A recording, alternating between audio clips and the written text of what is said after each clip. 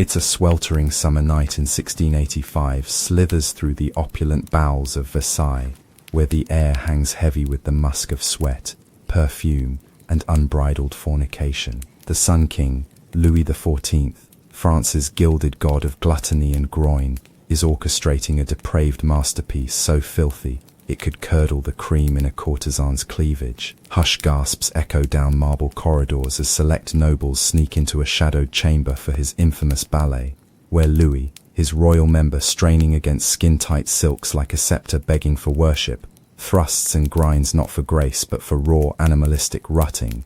This isn't just a romp, it's a symphony of smut, where the divine monarch commands his court to kneel, spread, and submit to his endless parade of perversions, golden showers in the gardens, defecation ceremonies, backdoor banquets at dawn, and orgies that leave thrones sticky with sin. How did this one man's throbbing obsessions drain a nation's coffers while flooding its bedrooms with scandal? Snatch that bottle of Bordeaux, brace your loins, and get ready to dive balls deep into the Sun King's raunchiest reign. A saga so outrageously obscene, it scorched the soul of Europe and left history begging for more. The most powerful monarch in Europe stands dressed in nothing but a silk nightshirt before a crowd of hundreds of nobles, diplomats and courtiers.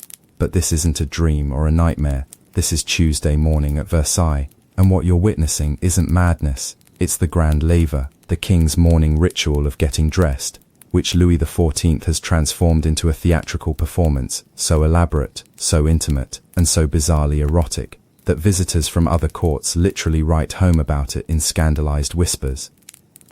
The scene unfolds like a carefully choreographed ballet of voyeurism. First, the king's valet de chambre pulls back the crimson curtains of the royal bed with the gravity of Moses parting the Red Sea. The assembled crowd, dukes, foreign ambassadors, court ladies whose husbands are conveniently absent, lean forward with the intensity of theatre critics at a premiere, because what they're about to witness isn't just a king getting dressed. It's a masterclass in absolute power, sexual dominance, and the fine art of making grown aristocrats compete for the honor of watching you put on your underwear.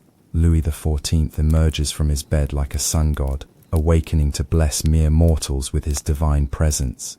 At 47, he's still devastatingly handsome, with flowing dark hair that catches the morning light streaming through the hall of mirrors, a body kept lean and strong by daily hunts and nightly exercises with his current favorite mistress, and eyes that seem to undress every woman in the room while simultaneously calculating the political value of their husbands. He stretches, deliberately, letting the silk nightshirt ride up just enough to remind everyone present that beneath the divine right of kings lies a very human, very male body.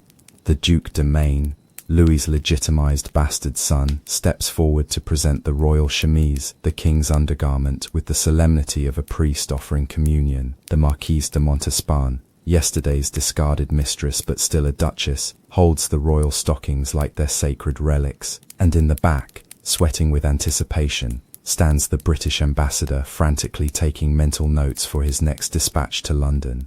Your Majesty will be disturbed to learn that the French court has descended into organized exhibitionism. The king's toilette continues with agonizing, deliberately sensual slowness. Each piece of clothing is presented, examined, and either accepted or rejected based on Louis's mood. Today he rejects the blue doublet, not because he dislikes blue, but because the Comtesse de Soubise, who suggested it, failed to laugh enthusiastically enough at his joke about Cardinal Mazarin's holy staff last evening. The punishment is swift and public. She must stand there holding the rejected garment, while everyone pretends not to notice her humiliation.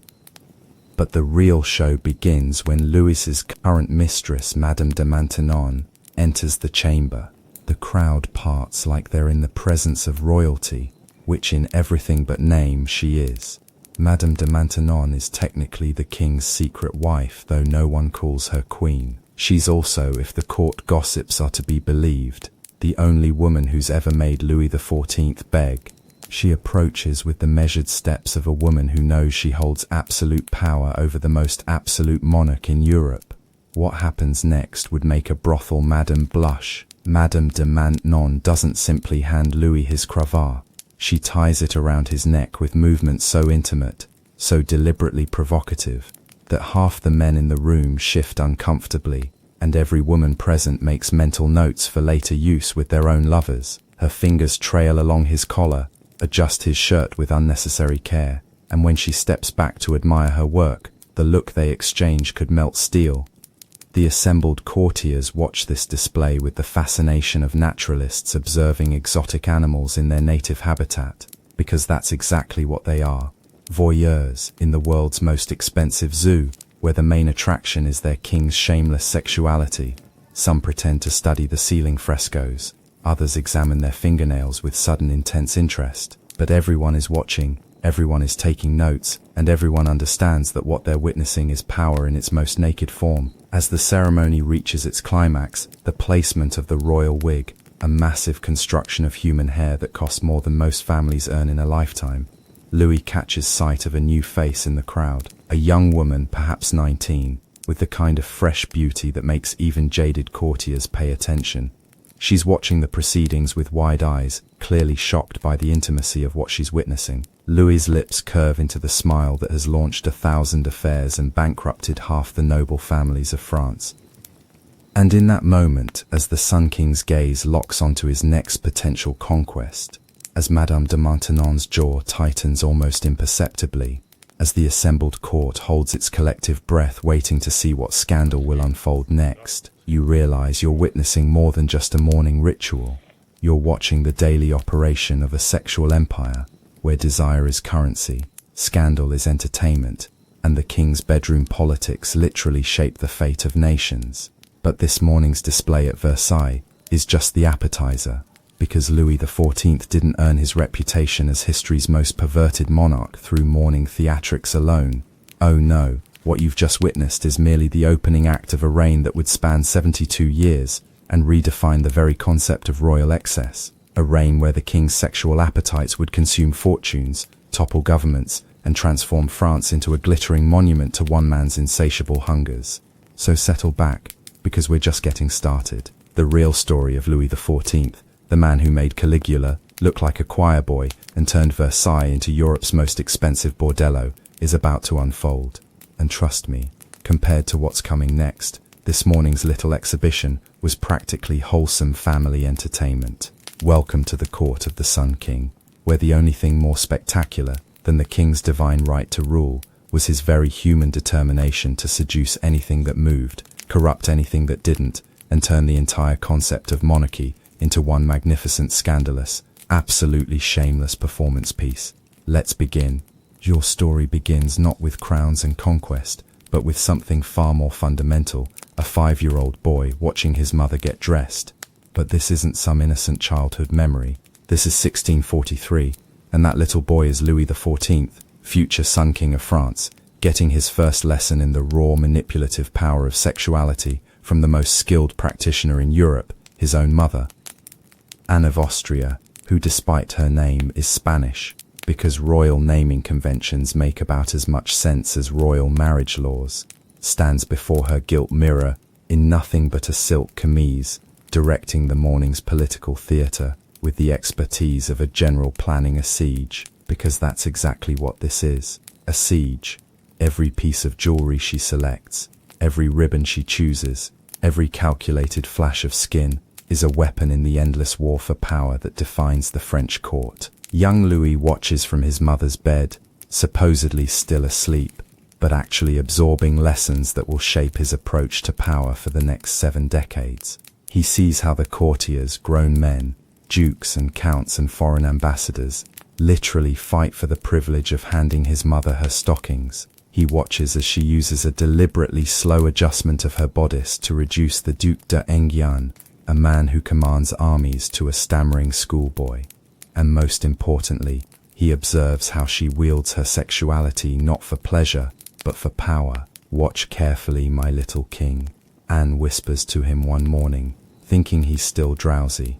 A monarch's greatest weapon isn't the sword or the crown. It's the ability to make others desire what you decide to withhold. She's brushing her long dark hair with languid strokes, and Louis notices how every man in the room tracks the movement like hunters following prey. Desire makes people stupid, and stupid people are easy to control. It's a lesson that will prove far too effective. Anne of Austria is no ordinary queen mother. She's a Spanish princess who married into the French royal family as part of a political alliance, spent 23 years in a loveless marriage to Louis XIII, a man so sexually timid that producing an heir required what court physicians delicately termed extensive encouragement, and emerged from widowhood with the appetite of a woman who spent decades watching everyone else have fun. Now, as regent for her minor son, she's making up for lost time with the enthusiasm of a starving person at a banquet. Her current lover, Cardinal Mazarin, is technically a man of God, which in 17th century France means he's taken vows of celibacy that everyone ignores, poverty that he interprets creatively, and obedience that applies only when convenient. Mazarin is Italian, charming, and possessed of the kind of sophisticated sensuality that makes French women forget their marriage vows and French men challenge each other to duels. He's also, conveniently, the chief minister of France, which means Anne can claim she's sleeping with him for the good of the kingdom. But here's what makes the situation truly scandalous. Anne doesn't hide her affair, she flaunts it. Mazarin dines with the royal family, he attends the young king's bedtime prayers. He advises on Louis's education between bouts of what the court euphemistically calls private consultations with the Queen Mother. The arrangement is so brazen that foreign ambassadors write dispatches in code, not to hide state secrets, but to avoid offending their own monarchs with explicit descriptions of the French court's casual depravity. Young Louis absorbs all of this with the intensity of a scholar studying sacred texts. He sees how his mother uses Mazarin's infatuation to control France's most powerful minister. He watches her play courtiers against each other by rationing her attention like a drug dealer managing supply. And he learns that royal blood doesn't just grant the right to rule, it grants the right to indulge every appetite, no matter how shocking, with the full expectation that others will not only tolerate it but compete for the privilege of enabling it. The boy's education takes a decidedly adult turn when Anne decides he needs to understand the practical aspects of kingship. This apparently includes sitting in on her morning audiences, where she receives petitioners while lounging in bed, her hair loose, her nightgown strategically disheveled. Louis, perched on a chair beside the royal bed, watches grown men literally grovel for his mother's attention, their eyes darting between her face and the exposed curve of her shoulder, with the desperation of addicts seeking a fix. "Notice how they look at me," Anne murmurs to her son during one particularly shameless performance. "And notice how that looking makes them weak," the petitioner of the moment, some duke seeking tax relief for his province, is indeed visibly struggling to maintain his composure as Anne stretches languidly, causing her nightgown to shift in ways that are definitely not accidental. Power isn't about making people fear you, little king. It's about making them want you. Fear fades. Desire endures. By the time Louis reaches adolescence, his understanding of monarchy has been thoroughly corrupted by his mother's example. He doesn't see kingship as a sacred duty or a political responsibility. He sees it as an all-access pass to the most elaborate pleasure garden in human history. And why wouldn't he? He spent his formative years watching the most powerful woman in France use her sexuality to manipulate an entire kingdom, and everyone from cardinals to foreign ambassadors has not only allowed it but actively participated in the charade. The Queen Mother's influence reaches its peak when Louis begins showing interest in girls. Any normal parent might provide gentle guidance about relationships and responsibility. Anne of Austria provides something quite different, a practical education in the art of seduction as statecraft. She introduces her 15-year-old son to Madame de Beauvais, the royal governess, with instructions that are anything but motherly. "Teach him everything," Anne tells the governess with the casualness of someone ordering breakfast. A king who doesn't understand pleasure cannot control it in others. Madame de Beauvais, a woman whose own appetites are legendary even by French court standards, accepts the assignment with the enthusiasm of a scholar offered access to a rare manuscript. What follows is an education that would make a Renaissance prince blush. Louis learns not just the mechanics of seduction, but its politics, how to read desire in a woman's eyes, how to use anticipation as torture, how to make surrender feel like privilege. Most importantly, he learns that sexual conquest and political conquest are merely different applications of the same fundamental skill. the ability to make others desperate for what you control. By his 16th birthday, Louis XIV has been thoroughly educated in what his mother calls the royal prerogative. He's learned that kings don't just rule kingdoms, they own them, including everyone in them. He's absorbed the lesson that desire is the most effective form of taxation, extracting payment in devotion rather than coin, and he's developed an understanding of power that would appall political theorists and thrill brothel keepers, that the bedroom and the throne room are simply different stages for the same performance. The transformation is remarkable. The little boy who once watched his mother's morning toilette with innocent curiosity has become a young man who understands that every interaction is a seduction, every conversation a negotiation, every glance a weapon. He's learned to see not just women, but all his subjects as potential conquests waiting to be claimed. Anne of Austria looks upon her creation with the satisfaction of an artist unveiling a masterpiece. She's taken a frightened child, because Louis was genuinely terrified during the civil wars of his minority, and forged him into something magnificent and terrible, a king who believes that absolute power means absolute license, a monarch who will rule not through fear or respect, but through an irresistible combination of splendor and seduction that will make his subjects complicit in their own subjugation. You are ready, she tells him on the eve of his official assumption of power, to be a king that France will never forget. She has no idea how prophetic those words will prove to be, because the young man she's unleashed upon France isn't just prepared to rule, he's prepared to transform an entire kingdom into his personal playground, where every noble family will compete to sacrifice their daughters to his pleasure.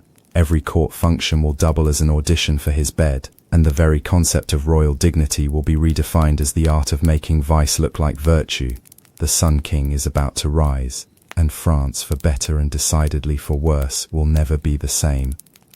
At 18, Louis XIV officially assumes personal rule of France, and his first royal decree might as well have been "let them eat cake, but only after I've had my fill of everything else." Because what follows isn't just the reign of an absolute monarch, it's the systematic transformation of an entire kingdom into one man's elaborate sexual fantasy, complete with a supporting cast of thousands, and a budget that would make modern governments weep. The year is 1661, and Louis has just dismissed his chief minister, shocking everyone by announcing he will rule France personally. What he doesn't announce, but quickly becomes apparent, is that his idea of personal rule includes very personal attention to every attractive woman within a 100-mile radius of Versailles. It's like he's taken his mother's lessons about desire as statecraft and decided to turn them into a doctoral thesis, with the entire French nobility serving as his research subjects. His first major scandal erupts before he's been ruling for 6 months. The target,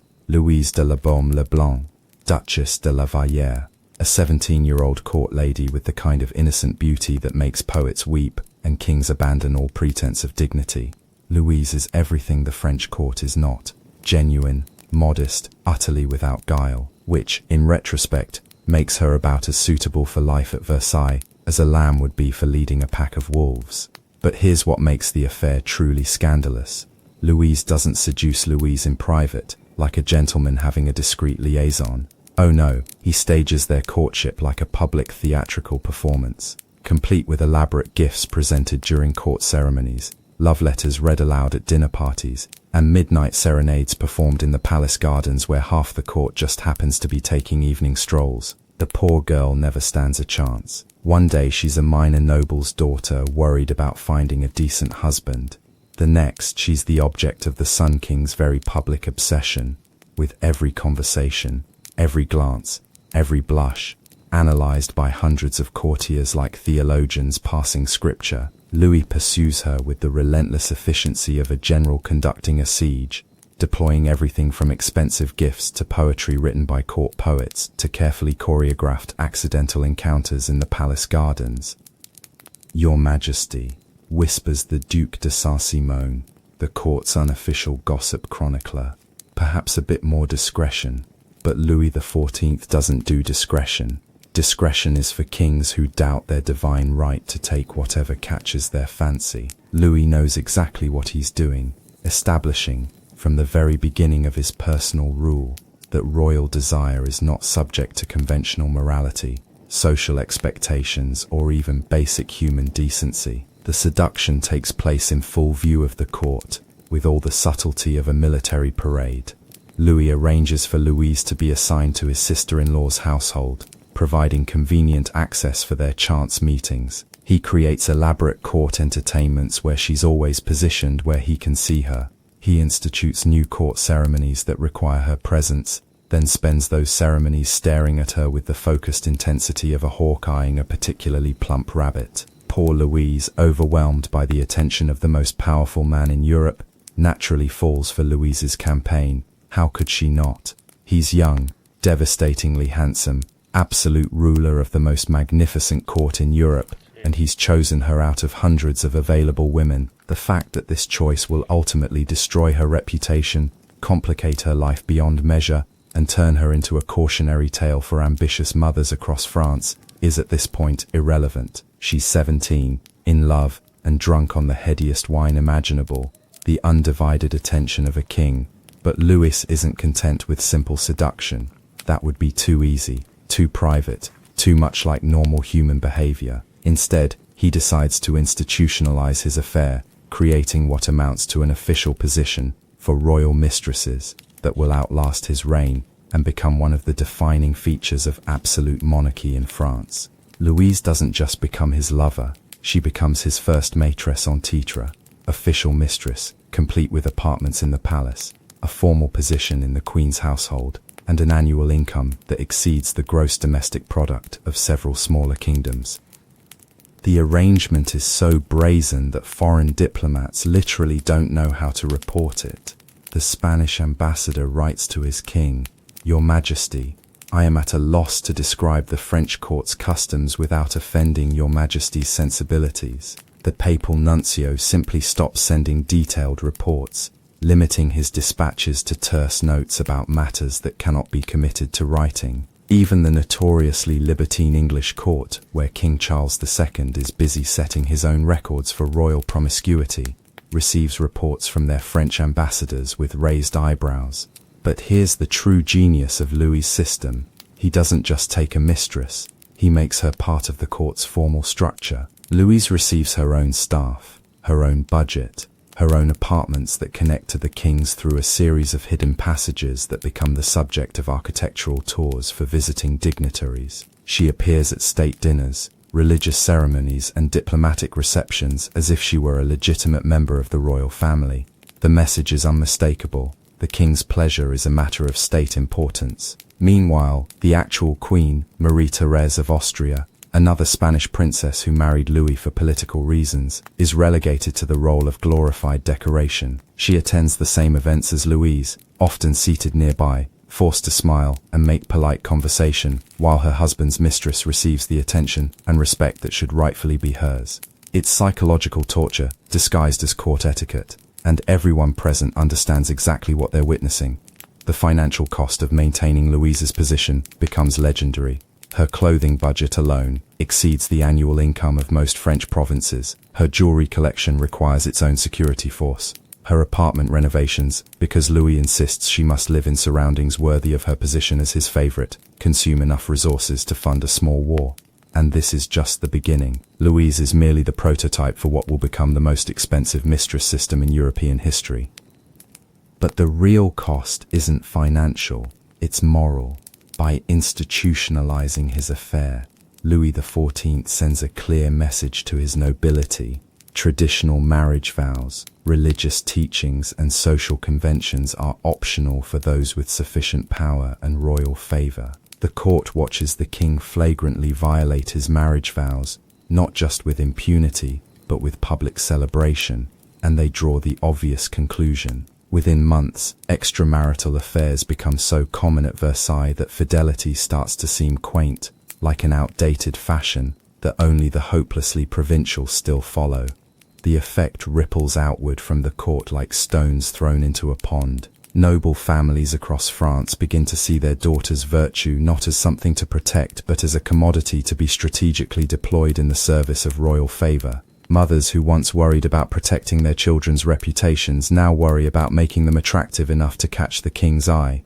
Fathers who once threatened duels over their daughter's honor now compete to position their families within reach of royal attention. Louise herself becomes a strange figure in this transformation.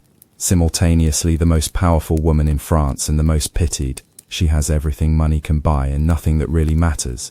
She's beloved by the king and reviled by the queen. She's envied by ambitious mothers and scorned by moral authorities. She's living proof that in Louis XIV's France, being desired by the king is both the highest honor and the most dangerous position a woman can occupy.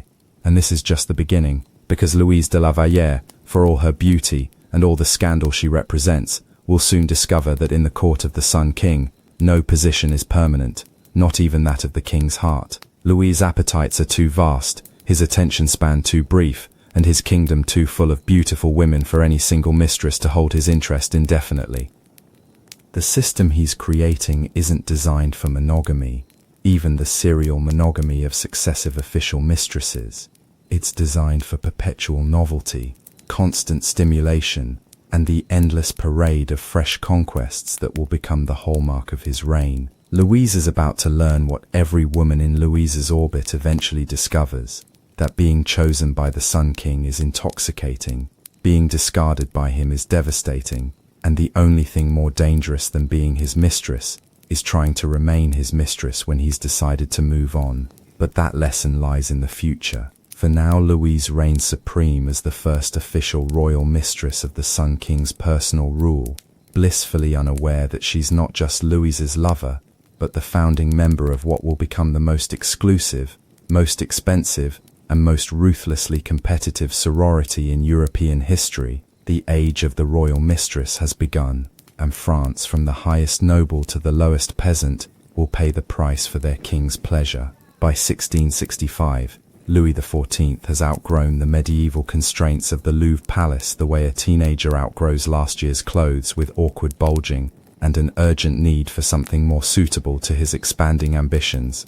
But unlike normal people, who might simply buy a larger house, Louis decides to create the most extravagant pleasure palace in human history, a monument to royal excess, so magnificent and so obviously designed for debauchery, that future generations will literally use it as a cautionary tale about the dangers of absolute power, combined with unlimited resources and no adult supervision. The transformation of his father's modest hunting lodge at Versailles into what amounts to a 17,000-room bordello masquerading as a royal palace begins with Louis's frustration at the lack of privacy at the Louvre. A king, he declares to his architect Jules Hardouin-Mansart, should be able to conduct his affairs without every servant, courtier, and kitchen maid knowing his business. By affairs he means both statecraft and the other kind of affairs, though given Louis's priorities the distinction is becoming increasingly meaningless. Mansart, a man whose architectural genius is matched only by his pragmatic understanding of his royal patron's needs, takes this direction and runs with it like an Olympic sprinter. The plans he develops for Versailles don't just accommodate the king's lifestyle, they celebrate it. Secret passages connect the royal apartments to guest quarters, allowing for discreet nocturnal visits that can be conducted without witnesses. Private staircases provide alternate routes to avoid awkward encounters between current and former mistresses. Even the famous Hall of Mirrors serves a dual purpose. Its magnificent public space for court ceremonies and an ingenious surveillance system that allows Louis to observe potential conquests from multiple angles simultaneously. But the real genius of Versailles lies not in its secret passages or hidden staircases, but in its fundamental design philosophy. Everything is built to facilitate seduction. The gardens, with their strategically placed grottos and maze-like pathways, provide countless opportunities for romantic encounters. The interior spaces flow together in ways that encourage mingling, chance meetings, and the kind of casual proximity that allows attraction to develop naturally. Even the famous bedchamber ceremonies are designed with seduction in mind. Nothing says ultimate authority like having hundreds of people watch you get dressed while you mentally undress the attractive women in the crowd. The cost of this elaborate seduction machine quickly becomes legendary. Louis spends approximately 25% of France's entire annual budget on Versailles, not just on construction, but on the ongoing expenses of maintaining a court that exists primarily for his entertainment. The monthly budget for court festivities alone exceeds the annual income of most European kingdoms. The wine bill for royal parties could fund a small army, and the cost of maintaining the gardens, which require an army of workers to keep the lawns perfect for impromptu romantic encounters, approaches the gross domestic product of Switzerland. But money is no object, when the object is creating the perfect environment for royal pleasure.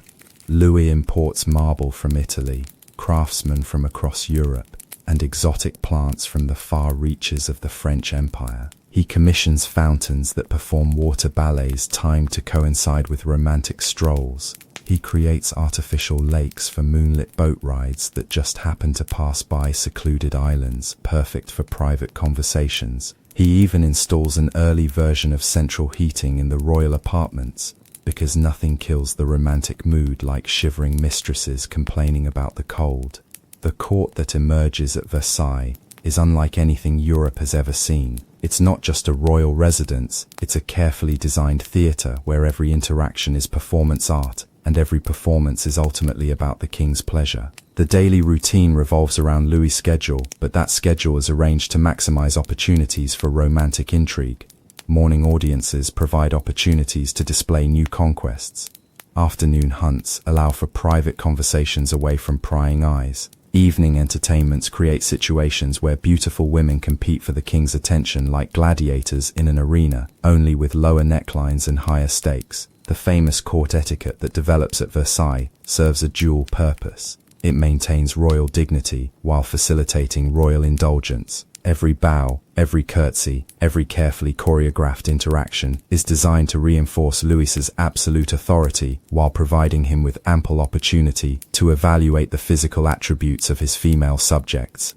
The morning laver becomes a beauty pageant disguised as a state ceremony. The evening coucher provides a final opportunity to select companions for the night. Even religious services are arranged to showcase the court's most attractive women, though one suspects God might not entirely approve of the king's devotional priorities.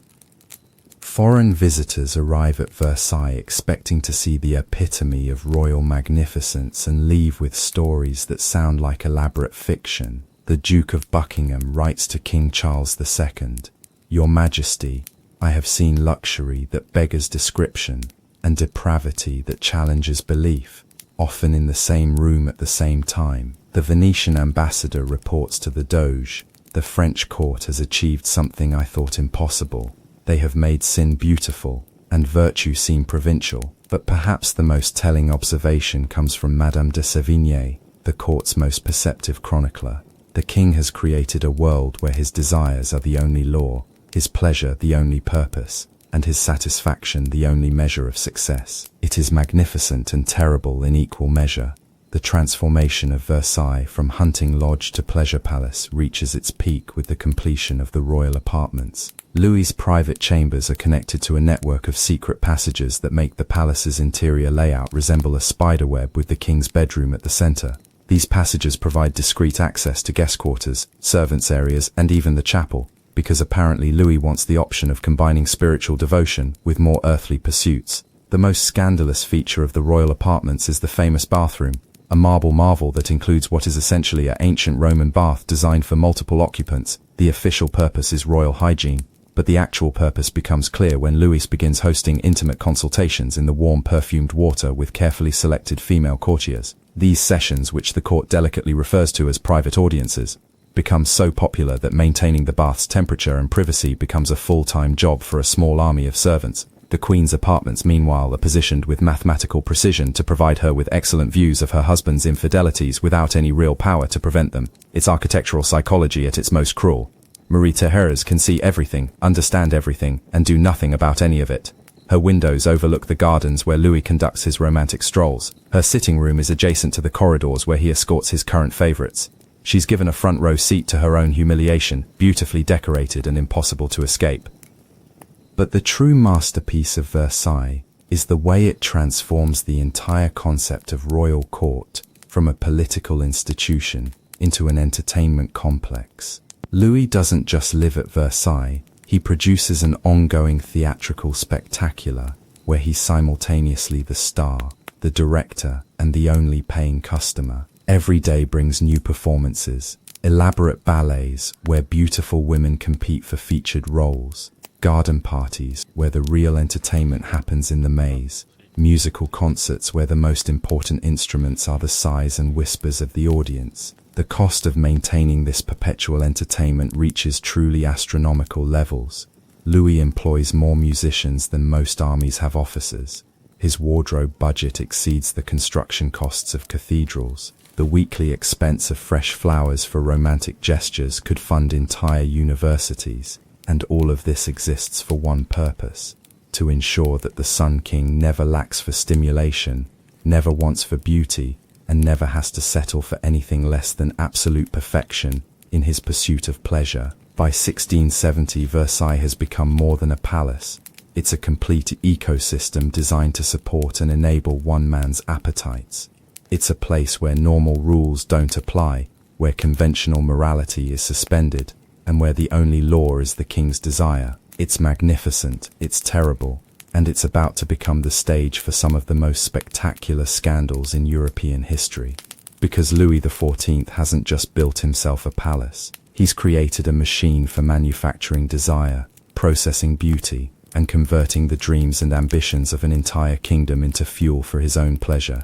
And that machine is about to shift into high gear. By 1670, Louis XIV has perfected something that would make an Ottoman sultan weep with envy: a rotating system of official mistresses, unofficial favorites and potential replacements that operates with the efficiency of a Swiss watch and the moral flexibility of a Renaissance pope. What emerges isn't just royal philandering, it's sexual statecraft elevated to an art form, complete with elaborate protocols, competitive auditions, and retirement packages that would make modern corporate executives jealous. The system centers around the revolutionary concept of the maîtresse en titre, the official royal mistress who receives a formal position, a generous income, and apartments at Versailles. But unlike the traditional model of kings who kept one favorite until death or political convenience ended the arrangement, Louis creates what amounts to a rotation system designed to ensure constant novelty while maintaining the appearance of stability. It's like a subscription service for royal pleasure, with regular updates and premium features.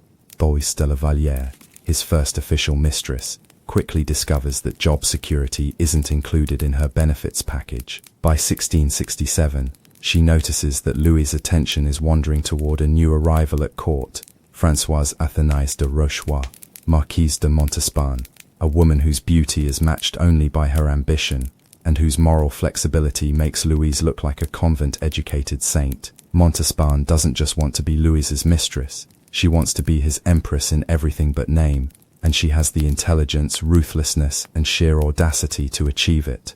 The transition from Louise to Montespan becomes a masterclass in royal logistics. Rather than simply discarding his current mistress, Louis decides to keep both, creating what the court diplomatically refers to as overlapping arrangements. This means that Versailles now houses not just one official royal mistress, but two women who are theoretically sharing the same position, while actually competing for the king's attention, with the intensity of gladiators fighting for their lives. The awkwardness of this arrangement cannot be overstated. Louise and Montespan are forced to attend the same court functions, often seated near each other, while everyone present pretends not to notice the tension crackling between them like electricity before a thunderstorm. Two actresses who both think they're the star of the same play are forced to share scenes while the director, in this case Louis, sits back and enjoys the performance. Louise, sweet and genuine, tries to handle the situation with dignity. She continues to fulfill her duties as official mistress, while gracefully pretending not to notice when Louis spends increasingly long consultations with Montespan in the newly renovated West Wing apartments. It's like watching someone try to maintain composure while their house burns down around them. Admirable, heartbreaking, and ultimately futile. Montespan, meanwhile, approaches the situation with the strategic brilliance of a general planning a campaign. She doesn't attack Louise directly, that would be crude. Instead, she systematically demonstrates why she's the superior choice, more intelligent, more sophisticated, more capable of matching Louise's wit and ambition. She turns every conversation into a chess match, every shared glance into a promise, every public appearance into a subtle advertisement for her superiority. The court watches this transition with the fascination of spectators at a particularly brutal sporting event. Betting pools emerge about when Louise will officially be replaced. Courtiers align themselves with one faction or the other based on their assessment of who will emerge victorious. Foreign ambassadors write dispatches analyzing the political implications of the king's romantic choices as if they were tracking troop movements in a military campaign. But here's where Louise's genius becomes apparent. He doesn't just replace one mistress with another, he institutionalizes the competition. Rather than resolving the Louise Montespan situation cleanly, he allows it to continue for years, creating a permanent state of romantic rivalry that keeps both women constantly striving to please him, while providing endless entertainment for the court. It's psychological manipulation disguised as indecision, and it works brilliantly. The financial cost of maintaining multiple mistresses simultaneously reaches truly staggering levels. Louise requires her own household, her own staff, her own entertainment budget. Montespan demands even more elaborate accommodations, befitting her higher social status and more expensive tastes. The combined cost of keeping both women happy exceeds the annual budget of most European kingdoms, but Louis considers it money well spent. After all, what's the point of being an absolute monarch if you can't afford to be absolutely indulgent? The moral implications of this arrangement scandal, French society to its core.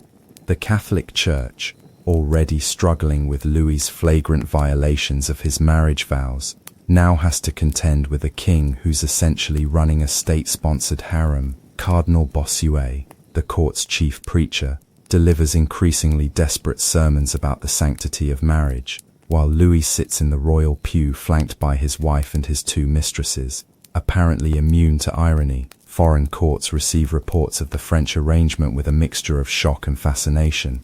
The Spanish ambassador writes to King Carlos II, "Your Majesty, the French court has descended into arrangements that would make Salome blush." The papal nuncio requests reassignment to any other posting, including active war zones, rather than continue reporting on what he describes as a carnival of sin, masquerading as statecraft. But the most remarkable aspect of Louis's harem system isn't its immorality, it's its efficiency.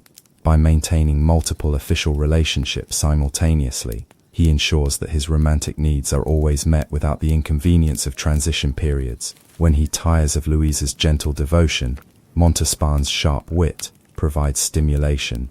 When Montespan's demands become exhausting, Louise's uncomplicated affection offers relief. It's like having multiple books to read, multiple wines to sample, multiple forms of entertainment available at all times.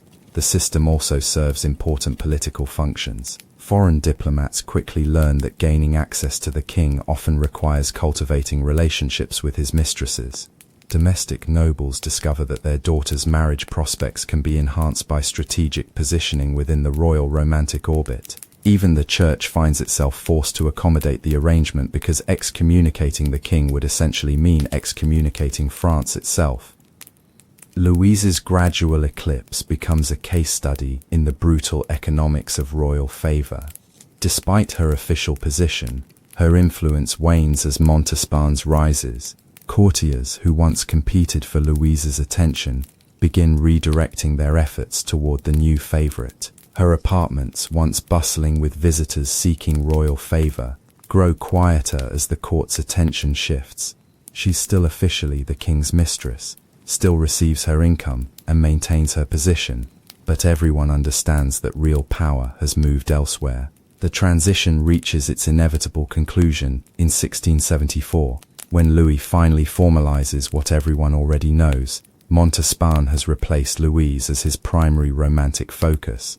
But rather than dismissing Louise entirely, he creates a new category for her, the honorary royal mistress. She keeps her apartments, her income, and her formal position, but her actual duties are transferred to Montespan. It's like being promoted to emeritus status in the world's most expensive sorority. This creates an unprecedented situation. Versailles now officially houses the Queen, the current royal mistress, and the former royal mistress, all living under the same roof, while maintaining the fiction that this arrangement is perfectly normal. Foreign visitors literally don't know how to navigate the protocol. Do you bow to all three women? In what order? How do you address conversation that includes both current and former royal favorites? The court develops elaborate etiquette rules to handle these situations, creating what amounts to a diplomatic guide to organized polygamy. Louis now supports 3 separate female establishments: Marie-Thérèse's queenly household, Montespan's mistress household, and Louise's emeritus household.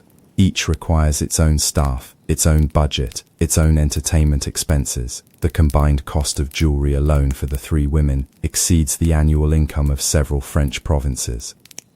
But the true cost isn't financial, it's social. By normalizing this arrangement, Louis fundamentally alters French aristocratic culture. Noble families begin to see their daughters' virtue not as something to protect, but as a renewable resource to be strategically deployed. Mothers who once worried about their children's reputations now worry about positioning them advantageously within the royal romantic marketplace. The very concept of marriage becomes flexible, with official unions serving political purposes, while real emotional and physical relationships develop outside those constraints. Montespan's rise to power brings new levels of sophistication to the royal mistress position. Unlike Louise, who was content to be loved and left politics to others, Montespan understands that sexual influence and political influence are inseparable. She begins inserting herself into state affairs, offering opinions on policy, influencing appointments, and essentially functioning as an unofficial minister of the interior, with a portfolio that includes both the king's pleasure and the kingdom's governance. Her apartments become a second court within the court, where ambitious nobles seek favor, foreign diplomats present gifts, and domestic policy is sometimes decided between dinner and dessert. She maintains her own correspondence with international figures, receives her own diplomatic gifts, and develops what amounts to a parallel foreign policy based on her personal relationships with the king. It's unprecedented, scandalous, and remarkably effective. The arrangement also creates new opportunities for corruption. Nobles seeking royal favor learn that expensive gifts to Montespan can be more effective than formal petitions to the king. Military appointments, tax exemptions, and judicial decisions begin to flow through the mistress's apartments rather than official government channels. France develops what amounts to a shadow cabinet consisting of whoever currently shares the king's bed, and policy decisions are increasingly made based on bedroom politics rather than national interests. By 1675, the royal harem system has become so institutionalized that it operates with its own internal hierarchy, bureaucracy, and protocol. Current mistresses outrank former mistresses, who outrank potential mistresses, who outrank ordinary court ladies. The system includes formal procedures for introducing new candidates, evaluating their suitability, and managing transitions between favorites. It's like a corporate organization chart for royal pleasure, complete with job descriptions, performance metrics, and advancement opportunities. The most remarkable aspect of this development is how quickly French society adapts to it. What would have been unthinkable scandal a decade earlier becomes accepted practice. Mothers begin grooming their daughters, not just for marriage, but for potential royal attention. The church develops theological justifications for arrangements that would have prompted excommunication in previous eras. Even foreign courts begin to study the French model, wondering if they should implement similar systems for their own monarchs. But adaptation doesn't mean approval. Beneath the surface compliance, French society struggles with the moral implications of their king's behavior. Religious reformers preach against court corruption. Political philosophers question whether absolute monarchy necessarily leads to absolute indulgence. Economic critics calculate the enormous cost of royal pleasure and wonder if the kingdom can afford its king's appetites. These concerns prove prophetic. The royal harem system, for all its apparent efficiency and sophistication, contains the seeds of its own destruction. By normalizing corruption, it undermines respect for royal authority. By institutionalizing immorality, it erodes the divine right of kings. By making pleasure the highest priority, it creates a government that prioritizes short-term indulgence over long-term stability. But these consequences lie in the future. For now, in 1675, Louis XIV surveys his domain with satisfaction. He has created a system that provides him with constant romantic stimulation, political flexibility, and social entertainment. He has beautiful women competing for his attention, nobles competing for their favor, and foreign courts competing to understand and emulate his arrangements. He has transformed France into his personal pleasure garden, and the harvest is bountiful. The Sun King shines at his brightest, and France basks in his glow, unaware that the very intensity of that light is slowly burning away the foundations of the kingdom itself.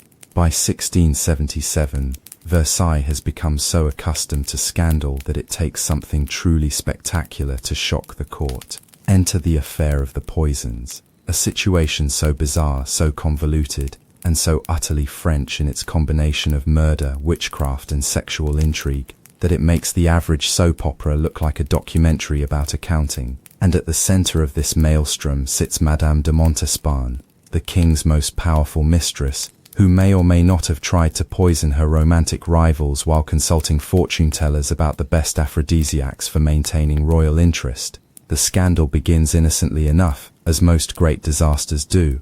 A fortune-teller named Marie Bossé is arrested for petty fraud after selling fake love potions to gullible customers. But when the police search her apartments, they discover something far more sinister than diluted perfume, masquerading as magical elixir, actual poison, real corpses, and a client list that reads like a who's who of French aristocracy. Suddenly, what started as a minor criminal investigation becomes a national security crisis involving witchcraft, murder, and the highest levels of government. The investigation, led by a special court called the Chambre Ardente, literally, the burning chamber, because apparently the French legal system believes in truth in advertising, quickly uncovers a network of fortune-tellers, alchemists, and outright poisoners, serving the romantic and political needs of the aristocracy. These aren't street-corner charlatans selling herbs to lovesick peasants. These are sophisticated operators providing everything from love potions to murder weapons to France's most powerful families. At the center of this network sits Catherine Deschays, known as La Voisin, a woman whose business model would impress modern pharmaceutical executives. She provides a full range of services: fortune-telling for those seeking guidance, love potions for those seeking romance, aphrodisiacs for those seeking sexual enhancement, and various forms of poison for those seeking to remove obstacles to their happiness. Her client list includes duchesses, countesses, and most shocking of all, Madame de Montespan herself. The revelation that the king's own mistress has been consulting fortune-tellers and purchasing mysterious potions sends shockwaves through Versailles. But the true scandal emerges when investigators discover the specific nature of Montespan's purchases. According to La Voisin's records, the Marquise has been buying aphrodisiacs to maintain Louis's interest, love potions to ensure his fidelity, and most disturbingly substances designed to eliminate romantic rivals. Whether these substances are merely intended to cause illness or actual death becomes a matter of intense and terrifying speculation. The investigation takes an even darker turn when it's revealed that some of these fortune-tellers have been performing black masses, satanic rituals involving desecrated religious ceremonies, ritual murder, and the use of human blood in magical preparations. The descriptions of these ceremonies are so shocking that the court investigators write their reports in code, using Latin phrases to describe activities that they consider too disturbing for vernacular French. Picture the most lurid horror novel you've ever read. Then remember that this is actually happening at the same time that Louis XIV is hosting elegant garden parties and commissioning beautiful art. Montespan's involvement in this network creates an unprecedented crisis for Louis. On one hand, she's his beloved mistress, the mother of several of his children, and the woman who has shared his bed and his political confidence for nearly a decade. On the other hand, she may be a practicing witch who has attempted to murder her romantic rivals through supernatural means, while participating in ceremonies that mock everything the Catholic Church holds sacred. It's like discovering that your corporate CFO has been embezzling money to fund a death cult. Personally devastating and professionally catastrophic. The king's response to this revelation demonstrates both his political acumen and his moral flexibility. Rather than immediately arresting Montespan or cutting ties with her, he chooses a more subtle approach: controlled investigation combined with damage control. He allows the Chambre Ardente to continue its work but restricts its scope when it comes to his own household. Essentially, he permits justice to proceed as long as it doesn't inconvenience his personal life too dramatically. This decision creates a surreal situation at Versailles. Montespan continues to function as the official royal mistress, attending court ceremonies and state dinners while under investigation for witchcraft and attempted murder. She maintains her apartments, her staff, and her position in the royal household while her alleged co-conspirators are being tortured in prison and burned at the stake. It's like hosting a dinner party where one of the guests might be a serial killer, but you're too polite to mention it during the soup course. The court's reaction to these revelations varies dramatically. Some nobles, terrified that their own consultations with fortune-tellers might be discovered, begin destroying evidence and distancing themselves from anything supernatural. Others, apparently concluding that if the king's mistress can practice witchcraft without consequences, magical assistance must be acceptable, increase their own use of fortune-tellers and alchemists. The result is a court where half the aristocracy is frantically trying to appear more religious while the other half is openly consulting crystal balls and mixing love potions. Foreign courts receive reports of the poison affair with a mixture of horror and fascination. The Spanish ambassador writes to his king, "Your Majesty, the French court has apparently concluded that if they cannot achieve their goals through conventional means, supernatural assistance is an acceptable alternative. The papal nuncio simply requests an emergency meeting with the Pope to discuss matters that threaten the very foundations of Christian civilization." But perhaps the most disturbing aspect of the affair is how it reveals the true nature of aristocratic life at Versailles. The investigation uncovers not just isolated incidents of poisoning or witchcraft, but a systematic pattern of using supernatural means to resolve romantic, political, and financial problems. Noble women routinely purchase love potions to influence their husbands, aphrodisiacs to enhance their own appeal, and various forms of poison to eliminate rivals. It's like discovering that your elegant social club is actually a front for organized crime, complete with contract killers and weapons dealers. The testimony of the accused fortune-tellers provides a window into this hidden world that is both fascinating and terrifying. La Voisin describes noble clients who arrive at her establishment in disguise, seeking assistance with everything from impotent husbands to inconvenient relatives. She details rituals involving the sacrifice of infants, the use of human blood in love potions, and ceremonies where aristocratic women participate in mock religious services while naked on makeshift altars. It's testimony that would be literally incredible if it weren't corroborated by multiple sources and supported by physical evidence.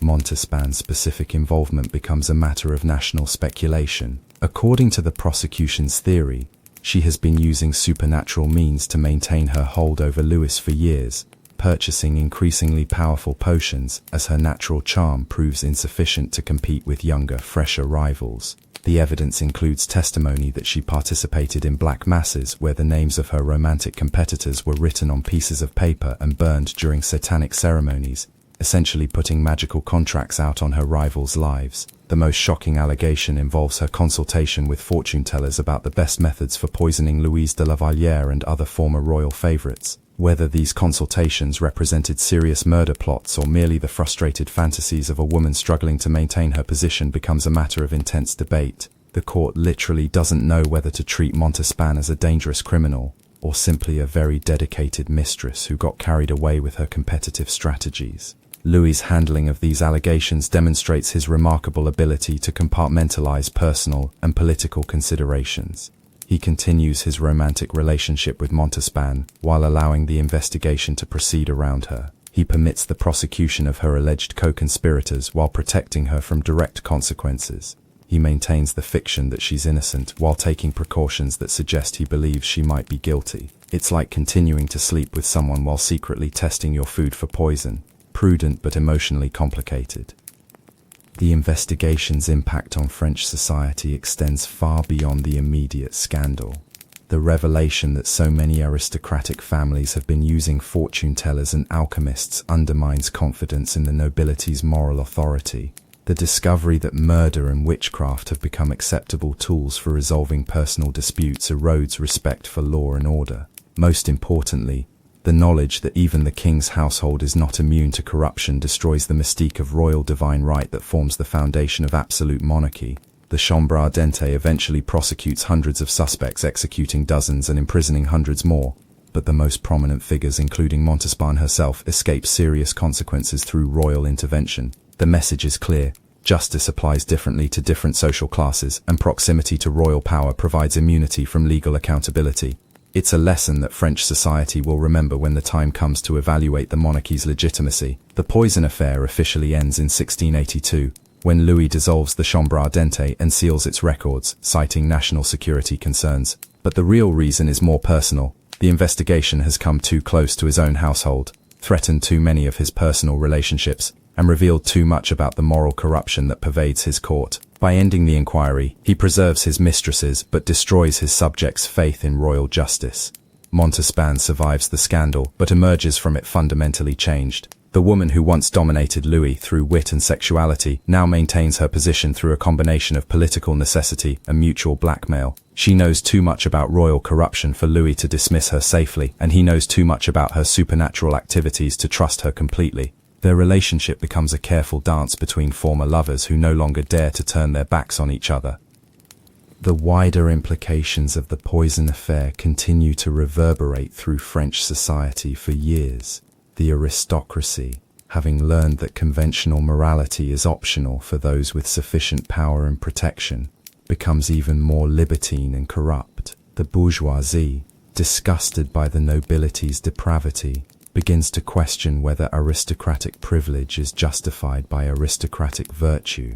The common people, already struggling with economic hardship, add moral outrage to their list of grievances against the monarchy. But perhaps the most lasting consequence is the erosion of the mystical authority that has traditionally surrounded the French crown.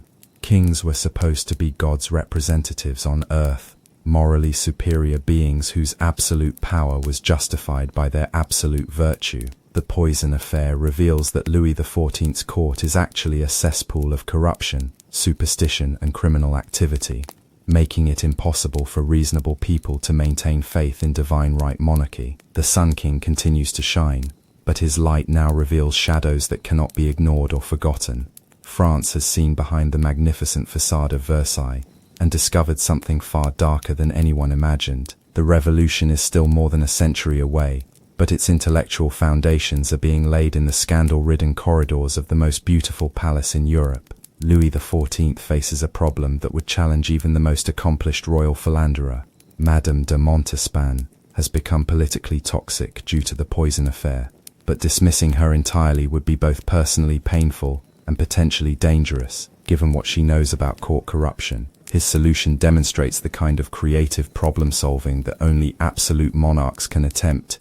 He keeps Montespan in an emeritus position while secretly marrying his children's governess, creating a romantic arrangement so complex it requires an organizational chart to understand. Enter Françoise d'Aubigné, Marquise de Maintenon, a woman whose rise from poverty to secret queen represents either the ultimate Cinderella story or the most successful long-term seduction campaign in European history. Maintenon is everything Montespan is not: pious where Montespan is scandalous, modest where Montespan is flamboyant, and possessed of the kind of moral authority that makes her simultaneously irresistible to a guilt-ridden king and utterly infuriating to a court that has built its entire social structure around elegant depravity. The secret marriage takes place sometime 1683 or 1684.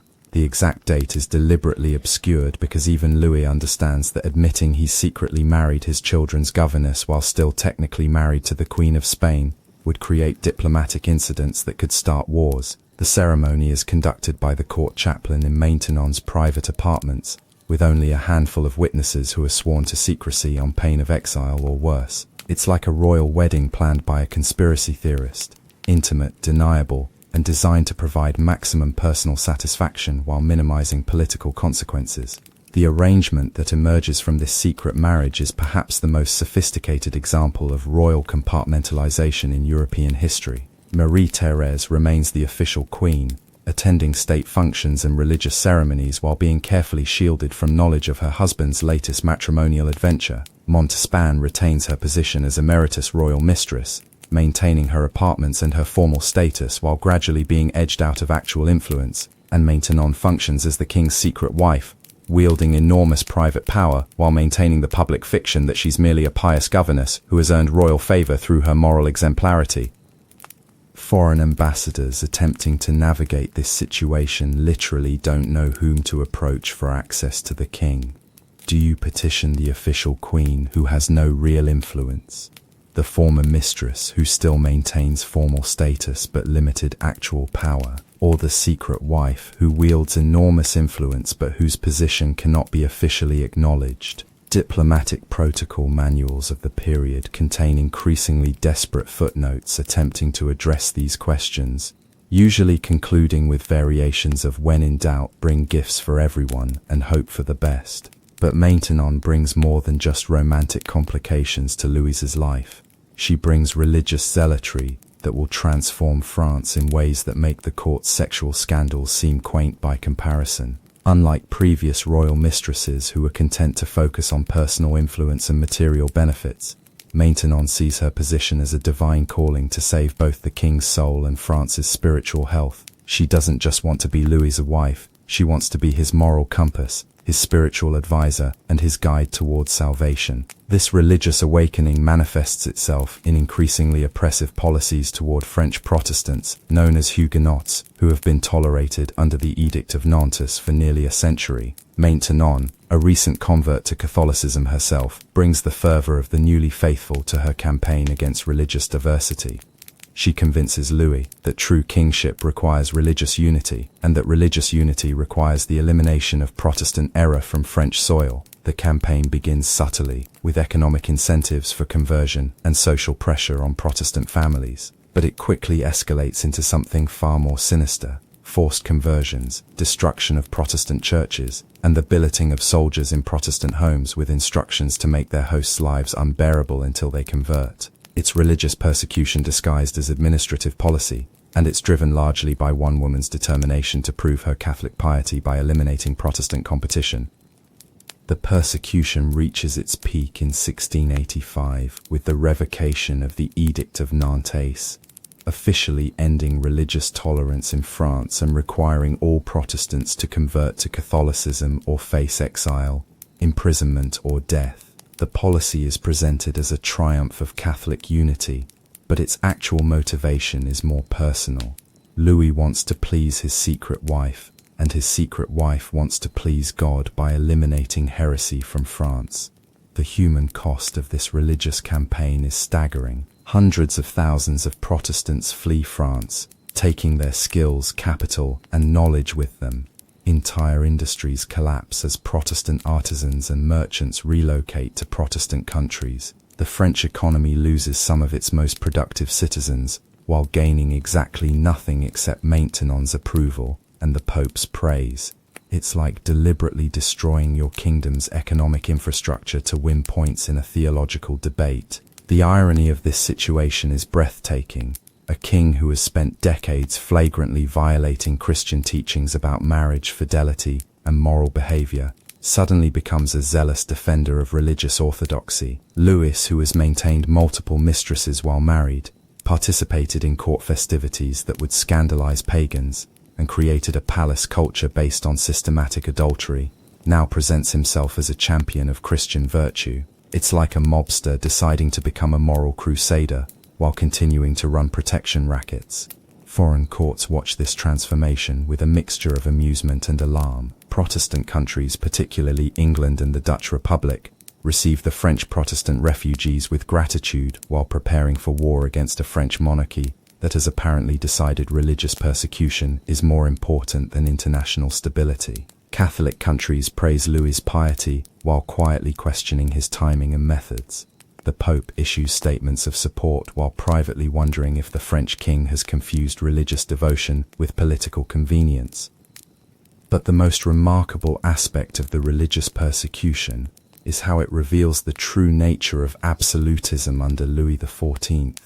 When the king decides that his personal spiritual concerns outweigh his subjects' religious convictions, hundreds of thousands of people must convert, flee, or die. There's no appeal process, no legislative debate, no constitutional protection, just the will of one man, influenced by one woman, imposed on an entire kingdom. It's divine right monarchy, Reduced to its most brutal essence, the monarch's personal preferences become the law of the land, regardless of consequences. The Protestant persecution also demonstrates how Louis's romantic relationships have evolved from personal indulgence to political force.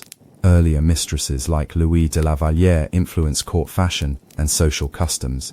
Montespan affected patronage decisions and artistic commissions, but Maintenon shapes fundamental government policy, using her access to the king's bed to alter the religious character of France itself.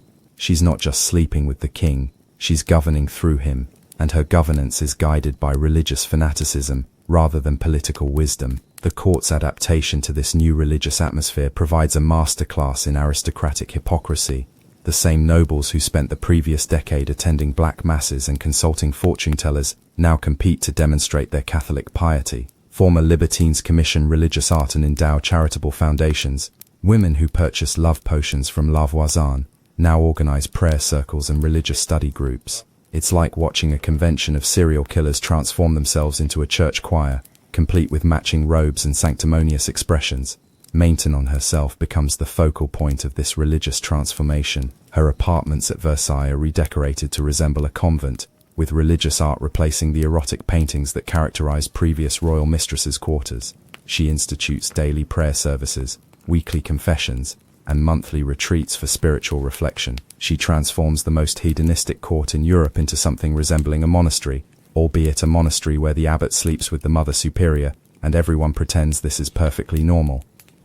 The Queen, Marie-Thérèse, watches these developments with the bewildered resignation of someone whose husband has traded his gambling addiction for religious fanaticism. Technically an improvement, but not necessarily more pleasant to live with. She attends Maintenon's prayer services while wondering if the woman leading them is her husband's spiritual advisor or his secret wife.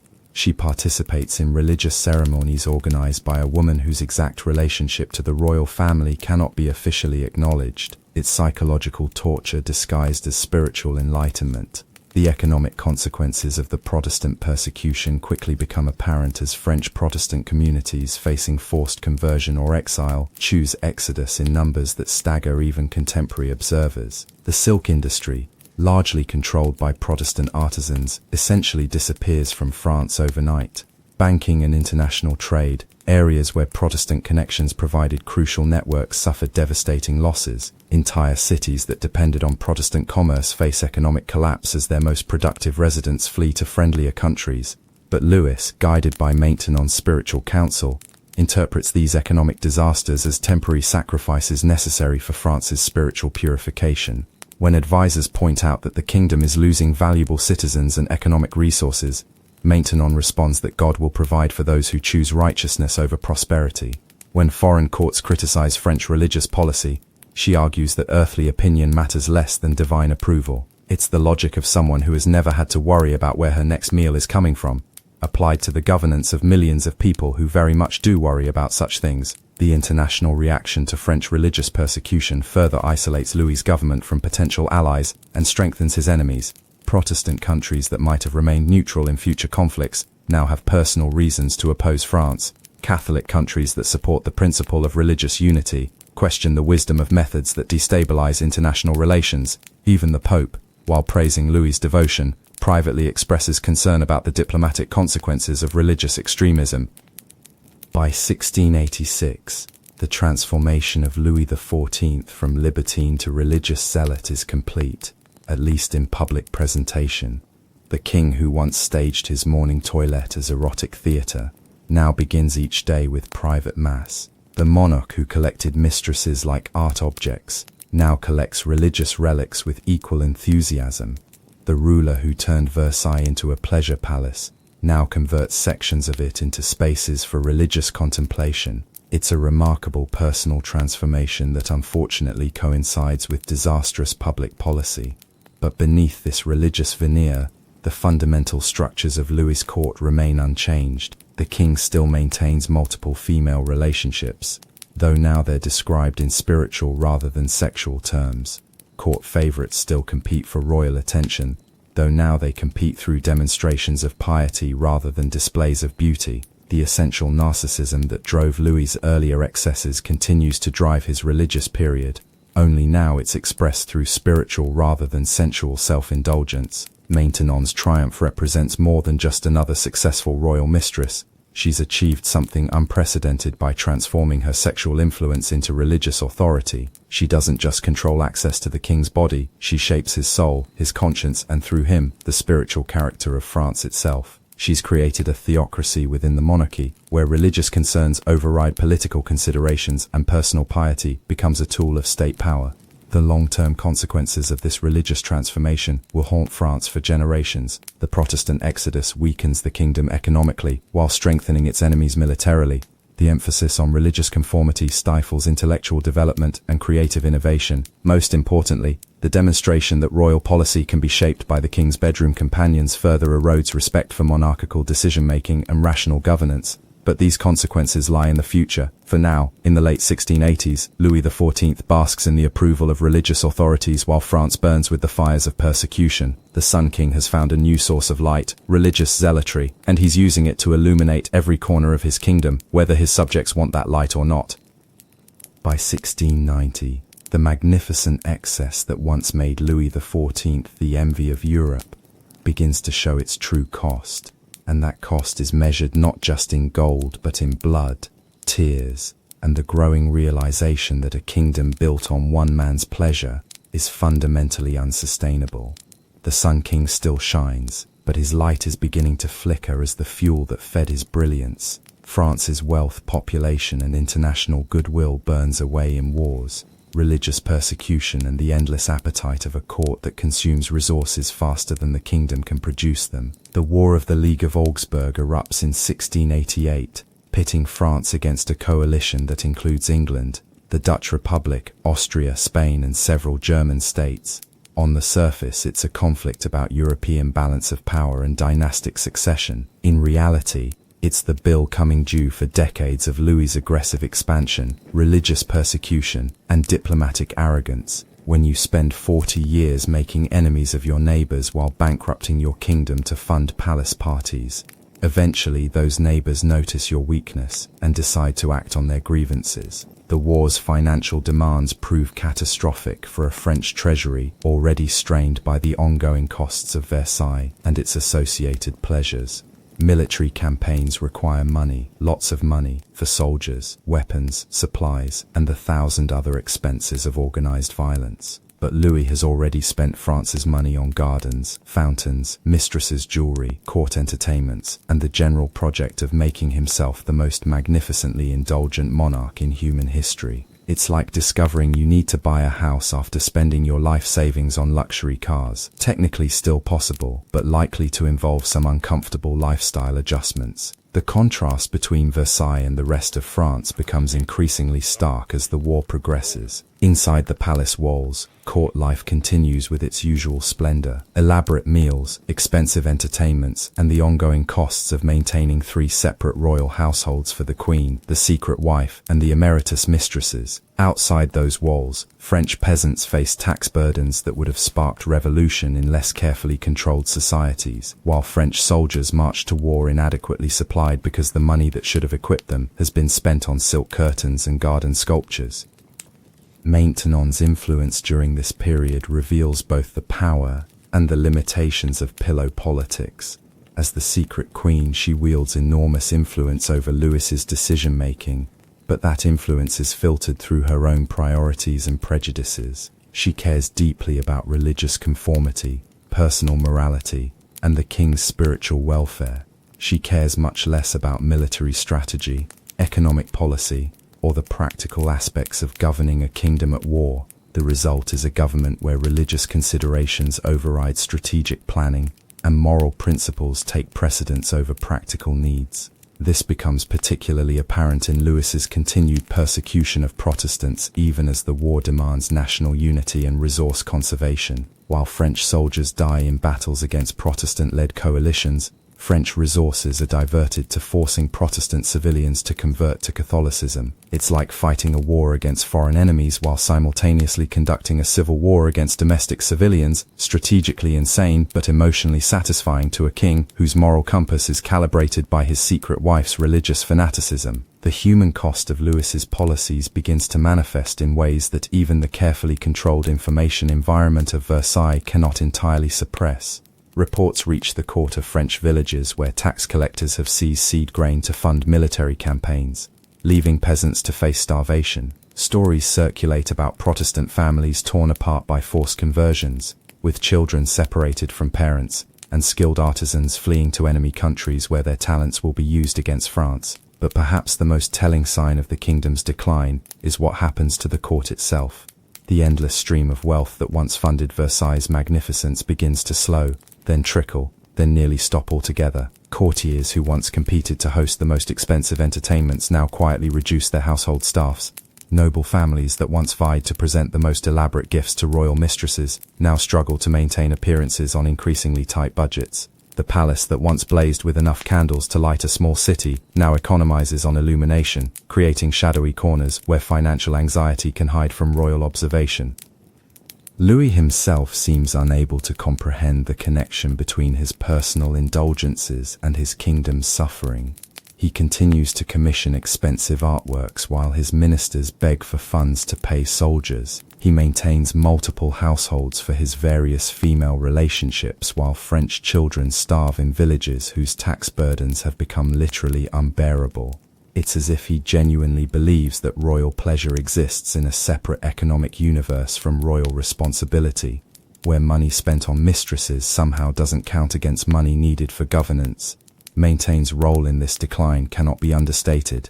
While previous royal mistresses were content to enjoy their privileges without fundamentally altering government policy, she has used her intimate access to the king to reshape France according to her religious convictions. Her influence over Louis is so complete that foreign ambassadors begin treating her as the de facto ruler of France, approaching her rather than official ministers when they need important decisions. She's not just sleeping with the king, she's governing through him, and her governance is guided by spiritual rather than practical considerations.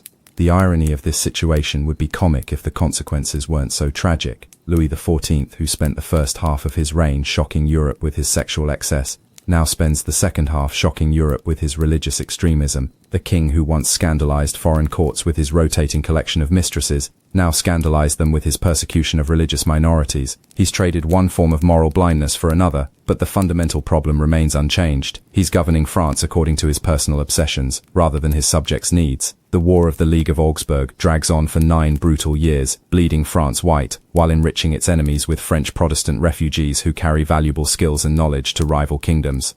English textile industries benefit from French Protestant weavers, Dutch banking profits from French Protestant financiers. German principalities grow stronger with French Protestant soldiers who join their armies. Louis's religious persecution has essentially gifted France's human capital to his enemies, while his wars consume what remains of France's material wealth.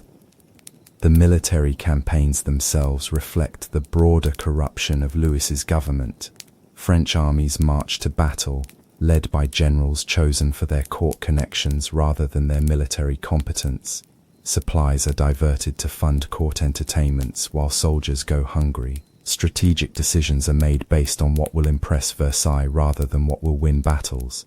It's as if the entire war effort has been designed as an elaborate court entertainment, where the real audience consists of royal mistresses and courtiers rather than enemy armies. By 1695, the contrast between official propaganda and actual conditions becomes impossible to ignore even at Versailles. Court poets continue to compose verses celebrating Louis's military genius while French armies suffer devastating defeats. Royal painters create portraits of the Sun King as triumphant conqueror, while French territories are occupied by enemy forces. Palace musicians perform compositions celebrating French grandeur, while French cities face siege and starvation. The personal toll of these years on Louis himself becomes increasingly apparent to those with access to the royal apartments. The king who once rose each morning eager for the day's pleasures, now faces each dawn with the grim determination of someone carrying an impossible burden. His legendary appetite for court entertainments diminishes as reports arrive of military disasters and economic collapse.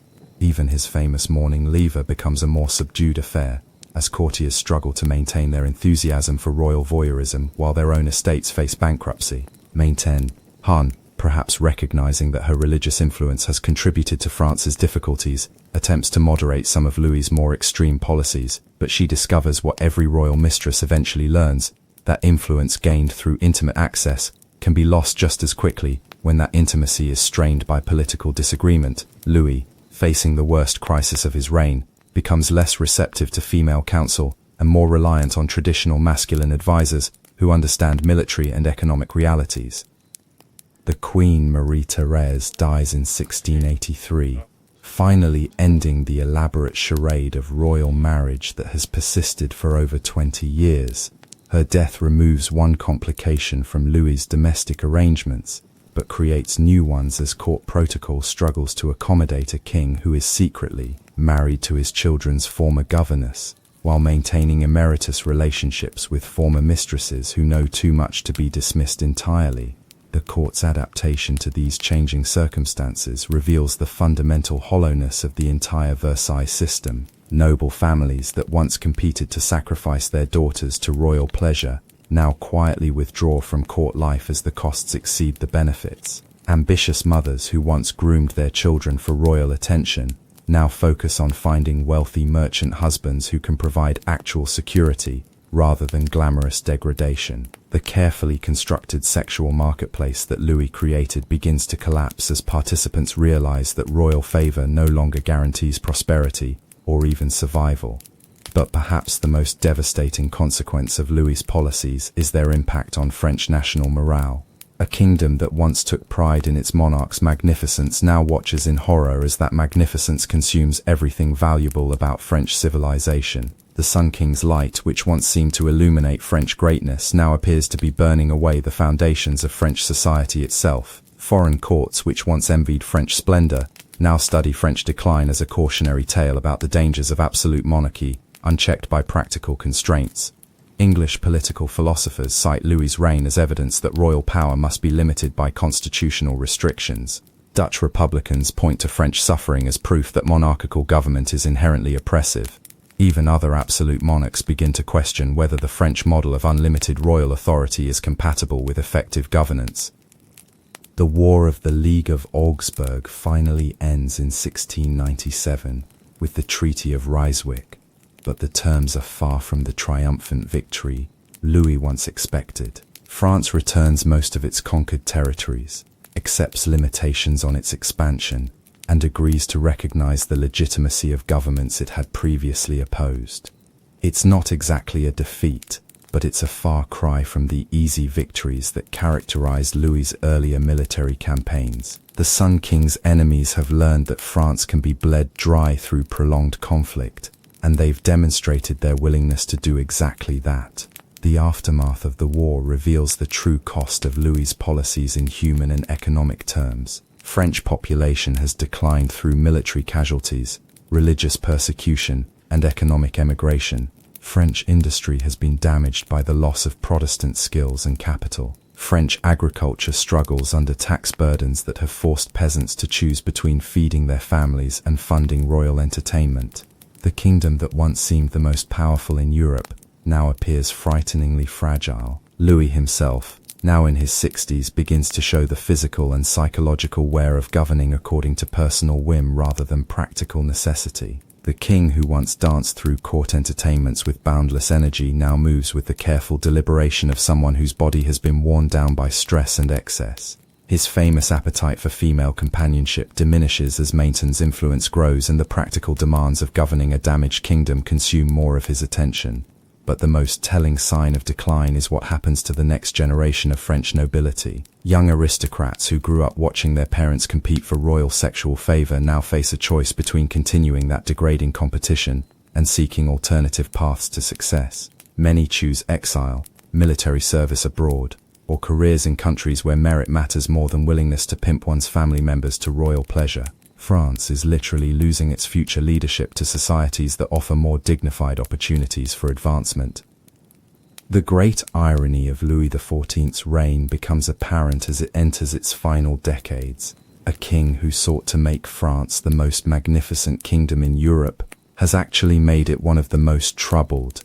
His pursuit of personal pleasure has weakened French military capacity, His religious extremism has damaged French economic productivity. His sexual excesses have corrupted French social institutions. The Sun King's light has indeed illuminated his kingdom, but what it reveals is systematic decay disguised as splendor. Yet even as these problems mount, Louis seems unable to fundamentally alter his approach to governance.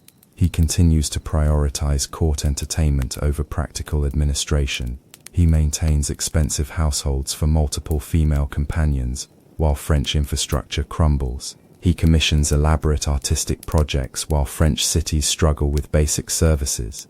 It's as if he genuinely believes that maintaining the illusion of magnificence is more important than addressing the reality of decline. The court, meanwhile, adapts to these new circumstances with the creative survival instincts that have always characterized aristocratic society. Courtiers, who can no longer afford to compete through expensive displays, now compete through demonstrations of piety that cost less but please maintain more. Former libertines reinvent themselves as moral reformers. Women who once used their sexuality to gain influence now use their religious devotion for the same purpose. The fundamental game remains unchanged, only the rules have been modified to accommodate reduced budgets and increased religious scrutiny. But beneath this surface adaptation, deeper changes are taking place that will ultimately prove fatal to the entire system Louis has created. French intellectuals, horrified by the consequences of unlimited royal power, begin developing theories of limited government and individual rights. French merchants, damaged by royal economic policies, begin supporting political movements that would reduce monarchical authority. French soldiers, exhausted by wars fought for royal glory rather than national interest, begin questioning the wisdom of absolute obedience to royal command. These intellectual and social developments will take decades to mature into revolutionary action, but their roots lie in the Louis XIV's reign and the systematic demonstration that absolute power leads to absolute corruption. The Sun King's greatest legacy may not be Versailles, or his military campaigns, or even his sexual scandals, but rather the way his reign proves that monarchy unchecked by constitutional limits inevitably degenerates into tyranny disguised as magnificence. By 1700, as Louis XIV enters the final phase of his 72-year reign, the gap between appearance and reality at Versailles has become almost comically large. The court continues to function as if France were still the dominant European power, while everyone involved understands that the kingdom's best days are behind it. It's like attending a party where the hosts are bankrupt but insist on serving champagne, touching in its determination to maintain dignity, but ultimately unsustainable. The king himself seems caught between recognition of these realities and inability to admit them publicly. He continues to stage elaborate court ceremonies while quietly implementing economic reforms that acknowledge France's reduced circumstances. He maintains the fiction of unlimited royal authority while privately accepting constraints that would have been unthinkable earlier in his reign. He's still the Sun King, but his kingdom now needs that sun's warmth more than its blinding brilliance. As Louis XIV approaches his final years, the true measure of his reign becomes apparent not in its achievements but in its consequences. He has created the most magnificent court in European history and nearly bankrupted France in the process. He has demonstrated the full potential of absolute monarchy and revealed its inherent limitations. He has shown what happens when unlimited power meets unlimited appetite, and the result is simultaneously magnificent and terrible. The Sun King's light is beginning to fade, but its effects will continue to shape France and Europe for generations to come. The question is no longer whether Louis XIV was a great king, but whether greatness that comes at such enormous cost to the people being governed can truly be called great at all. History will spend centuries debating that question, but for the French people living through the reality of Louis's reign, the answer has become increasingly clear. Magnificence that requires the sacrifice of everything valuable about a society is ultimately just elaborate destruction disguised as creative achievement. The most perverted king in history has reached the twilight of his reign, and the shadows are growing longer with each passing year. By 1710, Louis XIV has survived long enough to witness something no absolute monarch ever wants to see: the practical consequences of his lifetime of indulgence playing out in real time. At 72, The Sun King still rises each morning with the mechanical precision of a man who has turned self-worship into a daily ritual, but the kingdom that supports his elaborate performances is collapsing around him like a stage set with rotten foundations. The War of Spanish Succession, which erupted in 1701, proves to be the final demonstration that France cannot sustain Louis's appetites and his ambitions simultaneously. This conflict, fought over whether Louis's grandson can inherit the Spanish throne while maintaining ties to France, essentially pits the rest of Europe against French expansion once again, but this time, France enters the war already exhausted by previous conflicts, religious persecution, and decades of prioritizing royal pleasure over national strength. The military disasters that follow read like a catalogue of everything that can go wrong when a kingdom's resources have been systematically diverted from practical needs to royal entertainment. At the Battle of Blenheim in 1704, a combined English and Austrian force destroys the French army so completely that Louis's military reputation, carefully cultivated over 4 decades, evaporates in a single afternoon. French casualties are so severe that entire provinces lose their young men, leaving villages populated by women, children, and old men trying to maintain agricultural production while their husbands and sons rot in foreign fields. But the human cost of these defeats pales beside their financial impact. Each military campaign requires fresh loans that France can barely afford, secured against future tax revenues that may never materialize. The kingdom that once seemed infinitely wealthy now faces the very real possibility of bankruptcy, as royal expenditures continue to exceed royal income by margins that would embarrass a spendthrift teenager. It's like watching someone maintain a luxury lifestyle by maxing out credit cards. Only the credit limit is an entire nation's economic capacity. Versailles during these final war years becomes a study in cognitive dissonance, so extreme it borders on the surreal. Court life continues with its elaborate ceremonies and expensive entertainments while French armies suffer defeat after defeat. Royal mistresses still receive expensive gifts while French soldiers march to battle inadequately equipped. Palace gardens are maintained in perfect condition, while French farms lie fallow because their owners cannot afford seed grain. It's as if the court exists in a parallel universe where cause and effect operate according to different physical laws. Maintenon's influence during this period reveals both the power and the limitations of ruling through intimate access. As the secret queen, she continues to shape Louis's daily routine and long-term priorities, but her religious focus becomes increasingly irrelevant to the practical challenges facing France. While she organizes prayer services for military victory, French generals struggle with supply shortages. While she commissions religious art for the royal chapels, French cities face siege by enemy armies. Her piety may be genuine, but its practical effect is to distract the king from governing, when governance has never been more crucial. The court's adaptation to military defeat and economic crisis provides a masterclass in aristocratic denial. Nobles who once competed to host the most expensive entertainments now compete to demonstrate their loyalty through patriotic gestures that cost nothing but dignity. Former libertines organize prayer circles for French victory. Women who spent the previous decade scheming for royal sexual attention now scheme for positions in religious institutions that offer security when secular society collapses. It's like watching passengers on a sinking ship rearrange the deck chairs while arguing about proper etiquette for drowning. Louis himself seems genuinely bewildered by France's reversal of fortune, as if he cannot understand how a kingdom that has provided him with unlimited resources for 7 decades can suddenly face financial constraints. His response to each military defeat is to commission artistic celebrations of French glory, as if expensive paintings can somehow compensate for lost battles. His reaction to economic crisis is to increase court ceremonial, as if more elaborate performances of royal magnificence can restore actual royal power.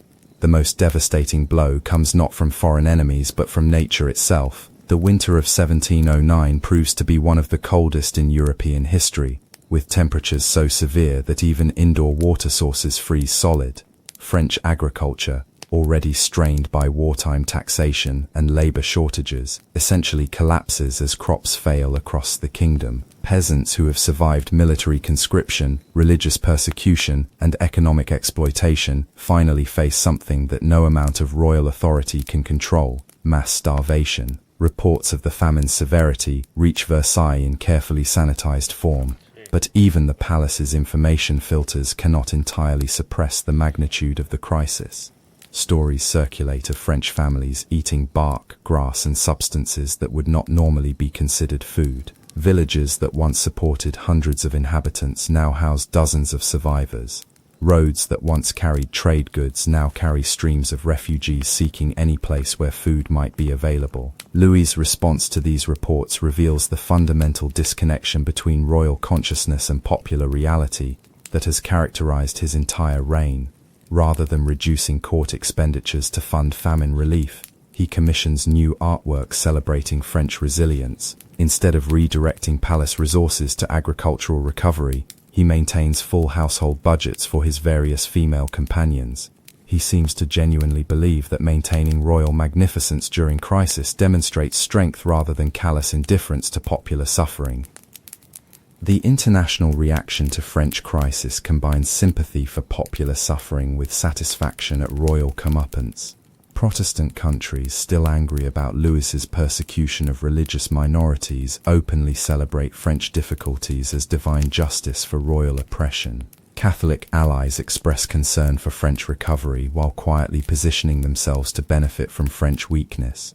Even the Pope, while publicly supporting Louis's religious policies, privately questions whether a monarch who cannot feed his people can claim divine approval for his actions. But perhaps the most telling development during these final war years is what happens to the next generation of French leadership. Young nobles who might once have competed for court positions now seek military service abroad or commercial opportunities in foreign countries. Ambitious families that once sacrificed everything for proximity to royal power now focus on preserving whatever wealth they can from the wreckage of French finances. The brain drain that began with Protestant persecution accelerates as even Catholic families conclude that France offers diminishing opportunities for advancement. The Peace of Utrecht, signed in 1713, officially ends the War of Spanish Succession, but effectively ends French dominance in European affairs. The terms are humiliating for a kingdom that once dictated policy to the rest of Europe. Territorial losses, trade restrictions, and acknowledgement of foreign legitimacy in areas where France once claimed exclusive authority. Louis XIV, who spent his entire reign expanding French power and influence, ends it by accepting terms that previous generations of French kings would have considered grounds for war. French population has declined by an estimated 10% through war, persecution, emigration, and famine. French economic capacity has been reduced by perhaps 25% as productive citizens fled or died and infrastructure deteriorated from neglect. French military power, once the terror of Europe, now requires foreign subsidies to maintain basic defensive capabilities. The Sun King's light has indeed illuminated his kingdom, but what it reveals is systematic destruction disguised as magnificence. Yet even facing these realities, Louis seems unable to fundamentally alter his approach to governance. He continues to maintain expensive households for multiple female companions while French infrastructure crumbles. He commissions elaborate artistic projects while French cities struggle with basic services. He stages ceremonial displays of royal authority, while everyone understands that such authority now depends more on foreign tolerance than domestic strength. It's as if he has convinced himself that maintaining the illusion of power is more important than addressing the reality of weakness. The court during Louis's final years becomes increasingly surreal, as aging courtiers who spent their lives enabling royal excess now face the consequences of their complicity. Former mistresses who once wielded enormous influence through sexual access now struggle to maintain relevance as the king's attention shifts towards spiritual rather than sensual concerns. Noble families that sacrificed their dignity for royal favor now discover that such favor has become worthless as royal resources dwindle and royal authority weakens.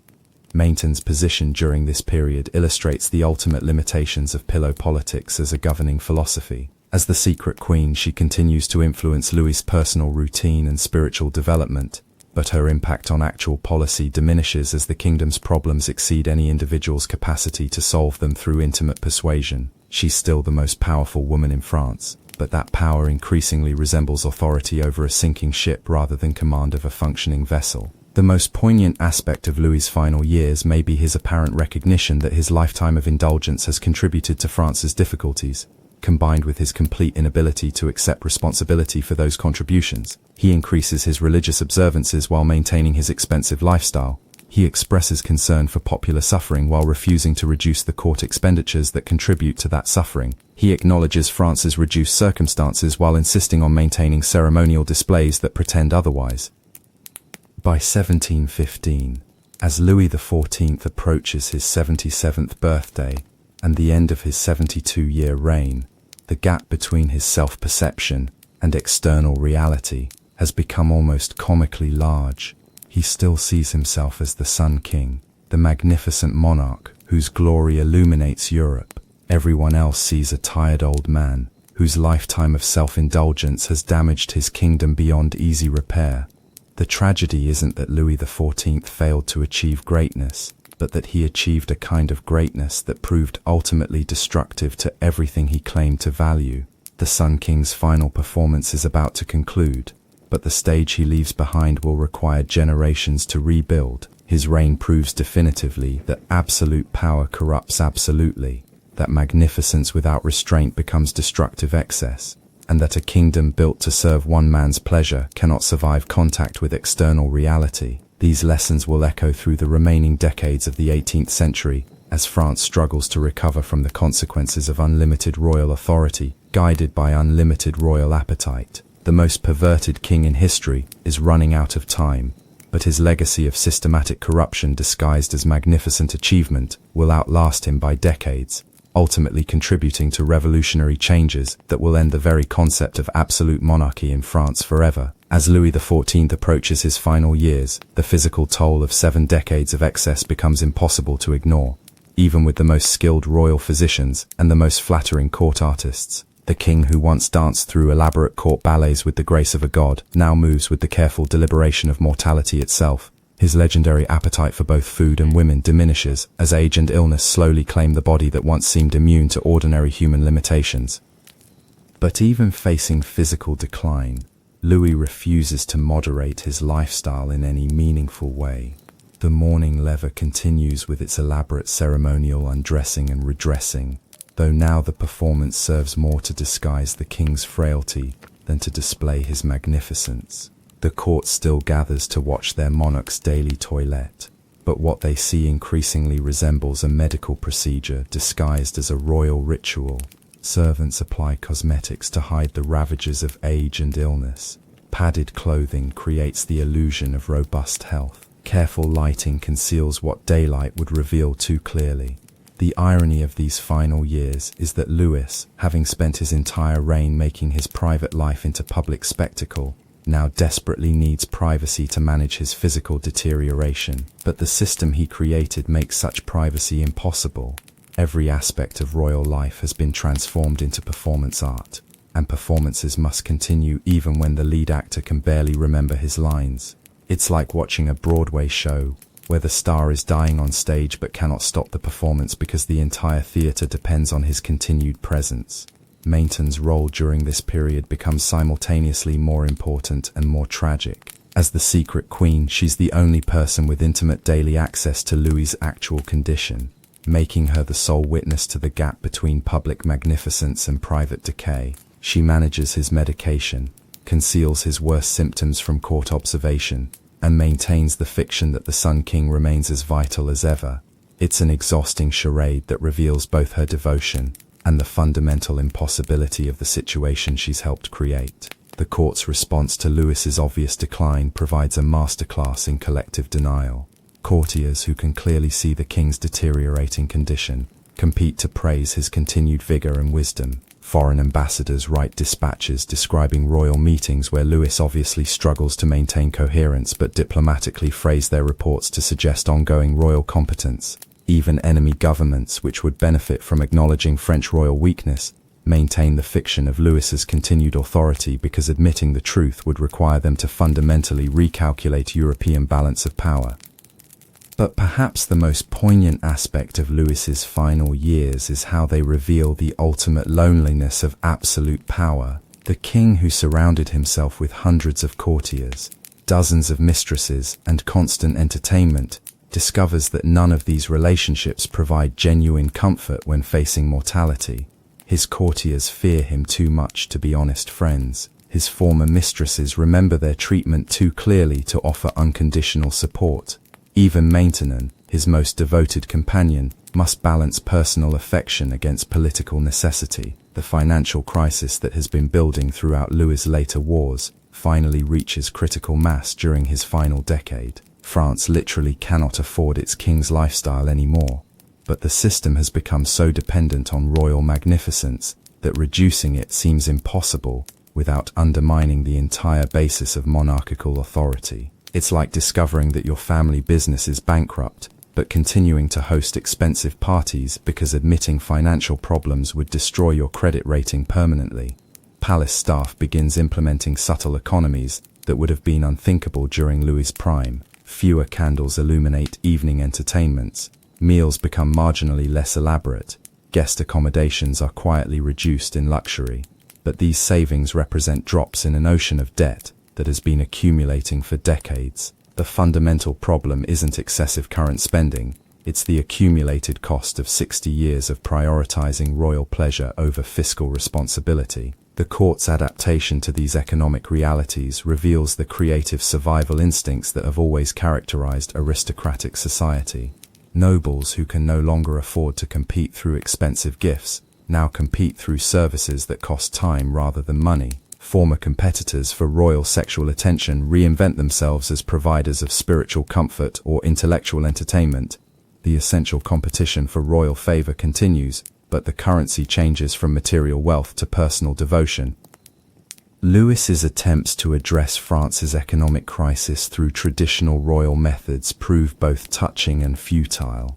He donates his personal gold plate to be melted down for state funds, a gesture that provides enough money to run the government for perhaps a week. He orders court ceremonies to be slightly less expensive, reducing costs by amounts that are statistically insignificant compared to overall royal expenditures. He expresses personal regret for France's financial difficulties while continuing to maintain households for multiple female companions. It's like trying to fix a sinking ship by throwing out individual pieces of furniture. The international community watches Louis's decline with the complex mixture of emotions that powerful figures inspire when their power wanes. Former enemies express diplomatic sympathy while quietly positioning themselves to benefit from French weakness. Former allies offer support while secretly reducing their dependence on French resources. The Pope sends expressions of spiritual comfort while privately questioning whether France remains capable of leading Catholic Europe. But the most significant international consequence of Louis's decline is how it affects the European balance of power that his entire reign has been devoted to manipulating. As French capacity diminishes, other powers expand to fill the vacuum. English maritime strength grows unchecked. Austrian influence in Germany increases without French opposition. Dutch commercial networks develop without French interference. The Sun King's weakening light allows other stars to shine more brightly across the European firmament. Domestically, Louis's decline creates opportunities for political development that have been suppressed throughout his reign.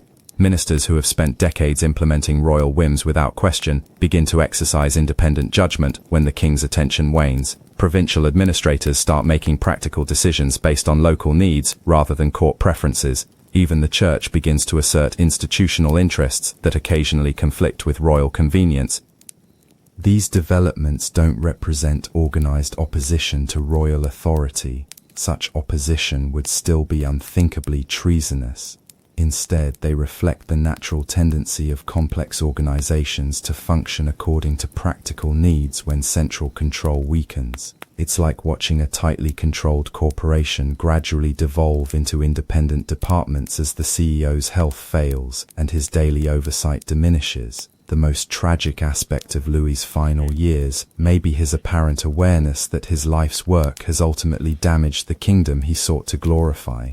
In quiet moments with Maintenon, he expresses regret for policies that seemed wise at the time, but proved destructive in retrospect. He questions whether his pursuit of personal magnificence has been worth its cost in popular suffering. He wonders aloud whether future generations will remember him as a great king, or a cautionary tale about the dangers of unlimited power.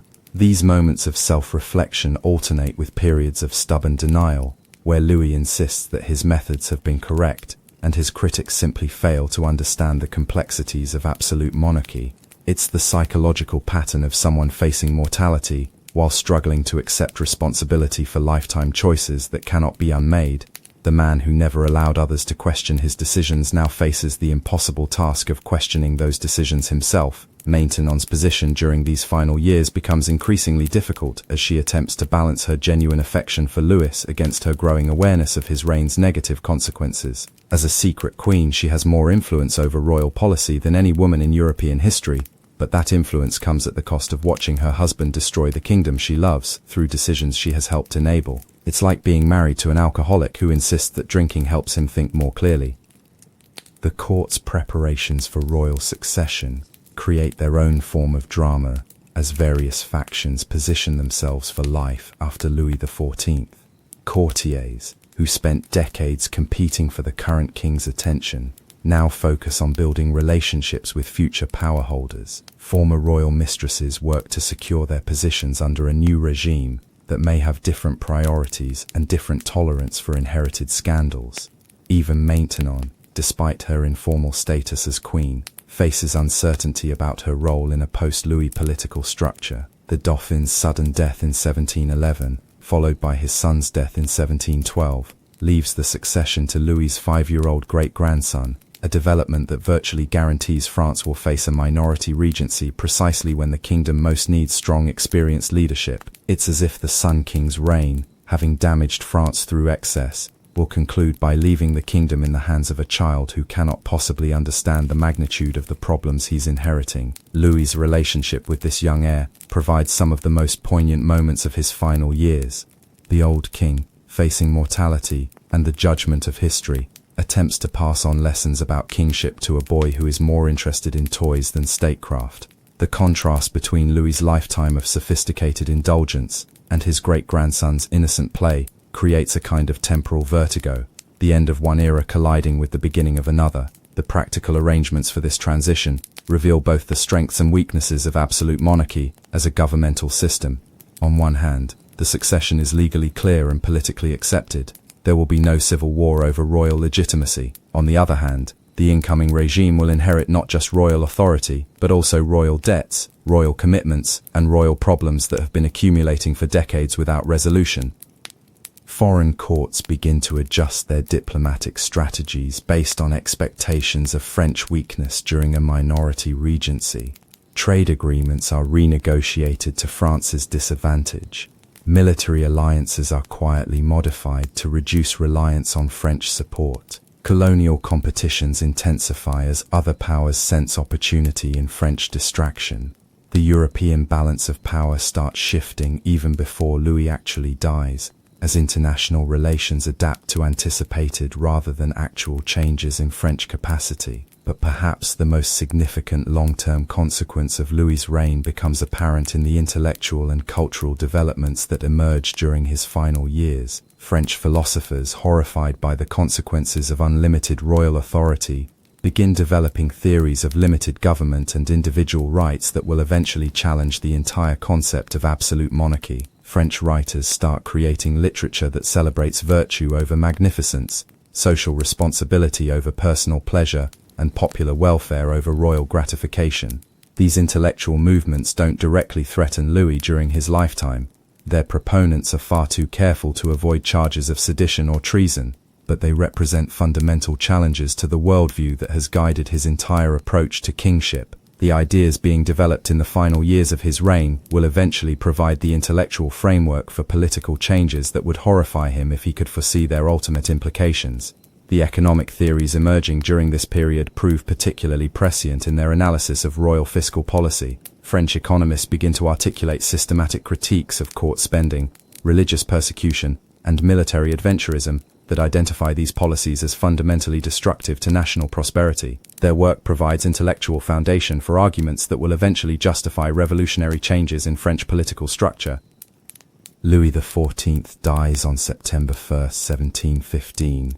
Ending the longest reign in European history, and leaving behind a kingdom so fundamentally altered by his excesses that it will spend the next 74 years struggling with the consequences. His final words, reportedly, "I have loved war too much," suggest some recognition of his mistakes, but they come far too late to repair the systematic damage caused by 7 decades of prioritizing royal pleasure over royal responsibility. The funeral ceremonies at Versailles provide one last demonstration of the disconnect between royal self-perception and popular reality. The court stages elaborate mourning rituals celebrating Louis's achievements while French citizens face economic hardships that threaten basic survival. Foreign dignitaries attend memorial services praising French greatness, while everyone understands that French power peaked years before the French king's death. Palace priests deliver sermons about royal sanctity, while congregations struggle to reconcile religious teaching with memories of royal behavior that scandalized Christian conscience. The elaborate protocol surrounding Louis's death reveals how completely his reign has transformed French court culture. Every aspect of royal mortality is choreographed as public performance, from the formal announcement of royal illness to the staged deathbed scenes where courtiers compete for the privilege of witnessing royal suffering. Even death cannot be allowed to proceed naturally. It must be managed, performed, and presented according to standards that prioritize spectacle over dignity. Maintenon's behavior during Louis's final illness demonstrates both her genuine devotion and the impossible position she has occupied throughout their secret marriage. As the unofficial queen, she has more intimate access to the dying king than anyone else, but her presence must be carefully managed to avoid raising questions about her exact status. She provides comfort and care while maintaining the fiction that she's simply a devoted governess, rather than the woman who has shared the king's bed and influenced his policies for over 30 years. The court's reaction to Louis's death creates a complex mixture of genuine grief, political calculation, and exhausted relief. Courtiers who spent their entire careers managing royal attention now face an uncertain future under new leadership. Former royal mistresses who built their entire identities around their relationships with Louis must suddenly reinvent themselves for a world where those relationships are merely historical curiosities. Even palace servants who dedicated their lives to maintaining royal comfort now wonder whether their specialized skills will remain relevant under different royal priorities. Simple fact that his 5-year-old successor inherits a kingdom so weakened by royal excess that France will spend the remainder of the 18th century lurching from crisis to crisis before finally collapsing in revolution. The Sun King's true legacy isn't Versailles or his military campaigns or even his legendary sexual appetite, but rather the systematic demonstration that unlimited power inevitably produces unlimited corruption, and that such corruption ultimately destroys the very foundations it claims to strengthen. The immediate aftermath of Louis's death reveals how completely his personal authority had masked France's underlying problems. Without the Sun King's overwhelming presence to maintain court discipline and international respect, France's weaknesses become apparent to domestic and foreign observers alike. The new Regency government discovers that royal debts exceed royal revenues by margins that threaten governmental bankruptcy. Military leaders report that French armed forces lack the resources for major campaigns. Provincial administrators reveal that local infrastructure has deteriorated beyond easy repair. International reaction to Louis's death combines diplomatic expressions of sympathy with barely concealed satisfaction at the removal of Europe's most troublesome monarch. English newspapers publish obituaries that praise Louis's achievements while emphasizing their relief that his aggressive expansionism has ended. Dutch commercial interests celebrate the elimination of their most persistent economic rival. Austrian diplomats express confidence that French interference in German affairs will diminish under less capable leadership. But the most significant international consequence of Louis's death is how it accelerates the shift in European balance of power that has been developing throughout his final years. Without French pressure to maintain unity, his enemies begin pursuing their own competing interests. Without French resources to maintain client states, his allies start seeking alternative sources of support. The rigid diplomatic structure that Louis imposed on Europe through decades of war and diplomacy begins to dissolve into more fluid arrangements that reflect changing military and economic realities. The domestic consequences prove even more dramatic. As French society begins to process the full implications of Louis's reign, aristocratic families that sacrificed their dignity for royal favor now discover that such favor has become worthless overnight. Provincial nobles who sold their lands to fund court appearances now face bankruptcy without compensation. Even successful courtiers find that their specialized knowledge of royal preferences has become irrelevant in a world where royal preferences no longer shape national policy. The religious implications of Louis's death create their own complex legacy as French society attempts to evaluate the spiritual significance of his reign. The Catholic Church, which supported his persecution of Protestants and celebrated his supposed moral reformation under Maintenon's influence, now faces questions about whether divine approval of royal policy can be assumed from royal success. Protestant countries that welcomed French religious refugees used Louis's death as an opportunity to publicize their condemnation of French religious intolerance. But perhaps the most lasting consequence of Louis XIV's reign lies in its impact on French political culture and the gradual development of ideas that will eventually challenge the entire concept of absolute monarchy. The philosophers, economists, and political theorists whose work emerged during his final years will spend the next several decades developing systematic critiques of unlimited royal power. Their ideas will provide the intellectual foundation for political movements that view Louis's reign not as a golden age, but as a cautionary tale about the dangers of concentrating too much authority in any single individual. The economic legacy of Louis's reign proves particularly devastating as France struggles to recover from 7 decades of fiscal irresponsibility. The debts accumulated to fund Versailles, maintain multiple royal households, and finance religious persecution will burden French finances for generations.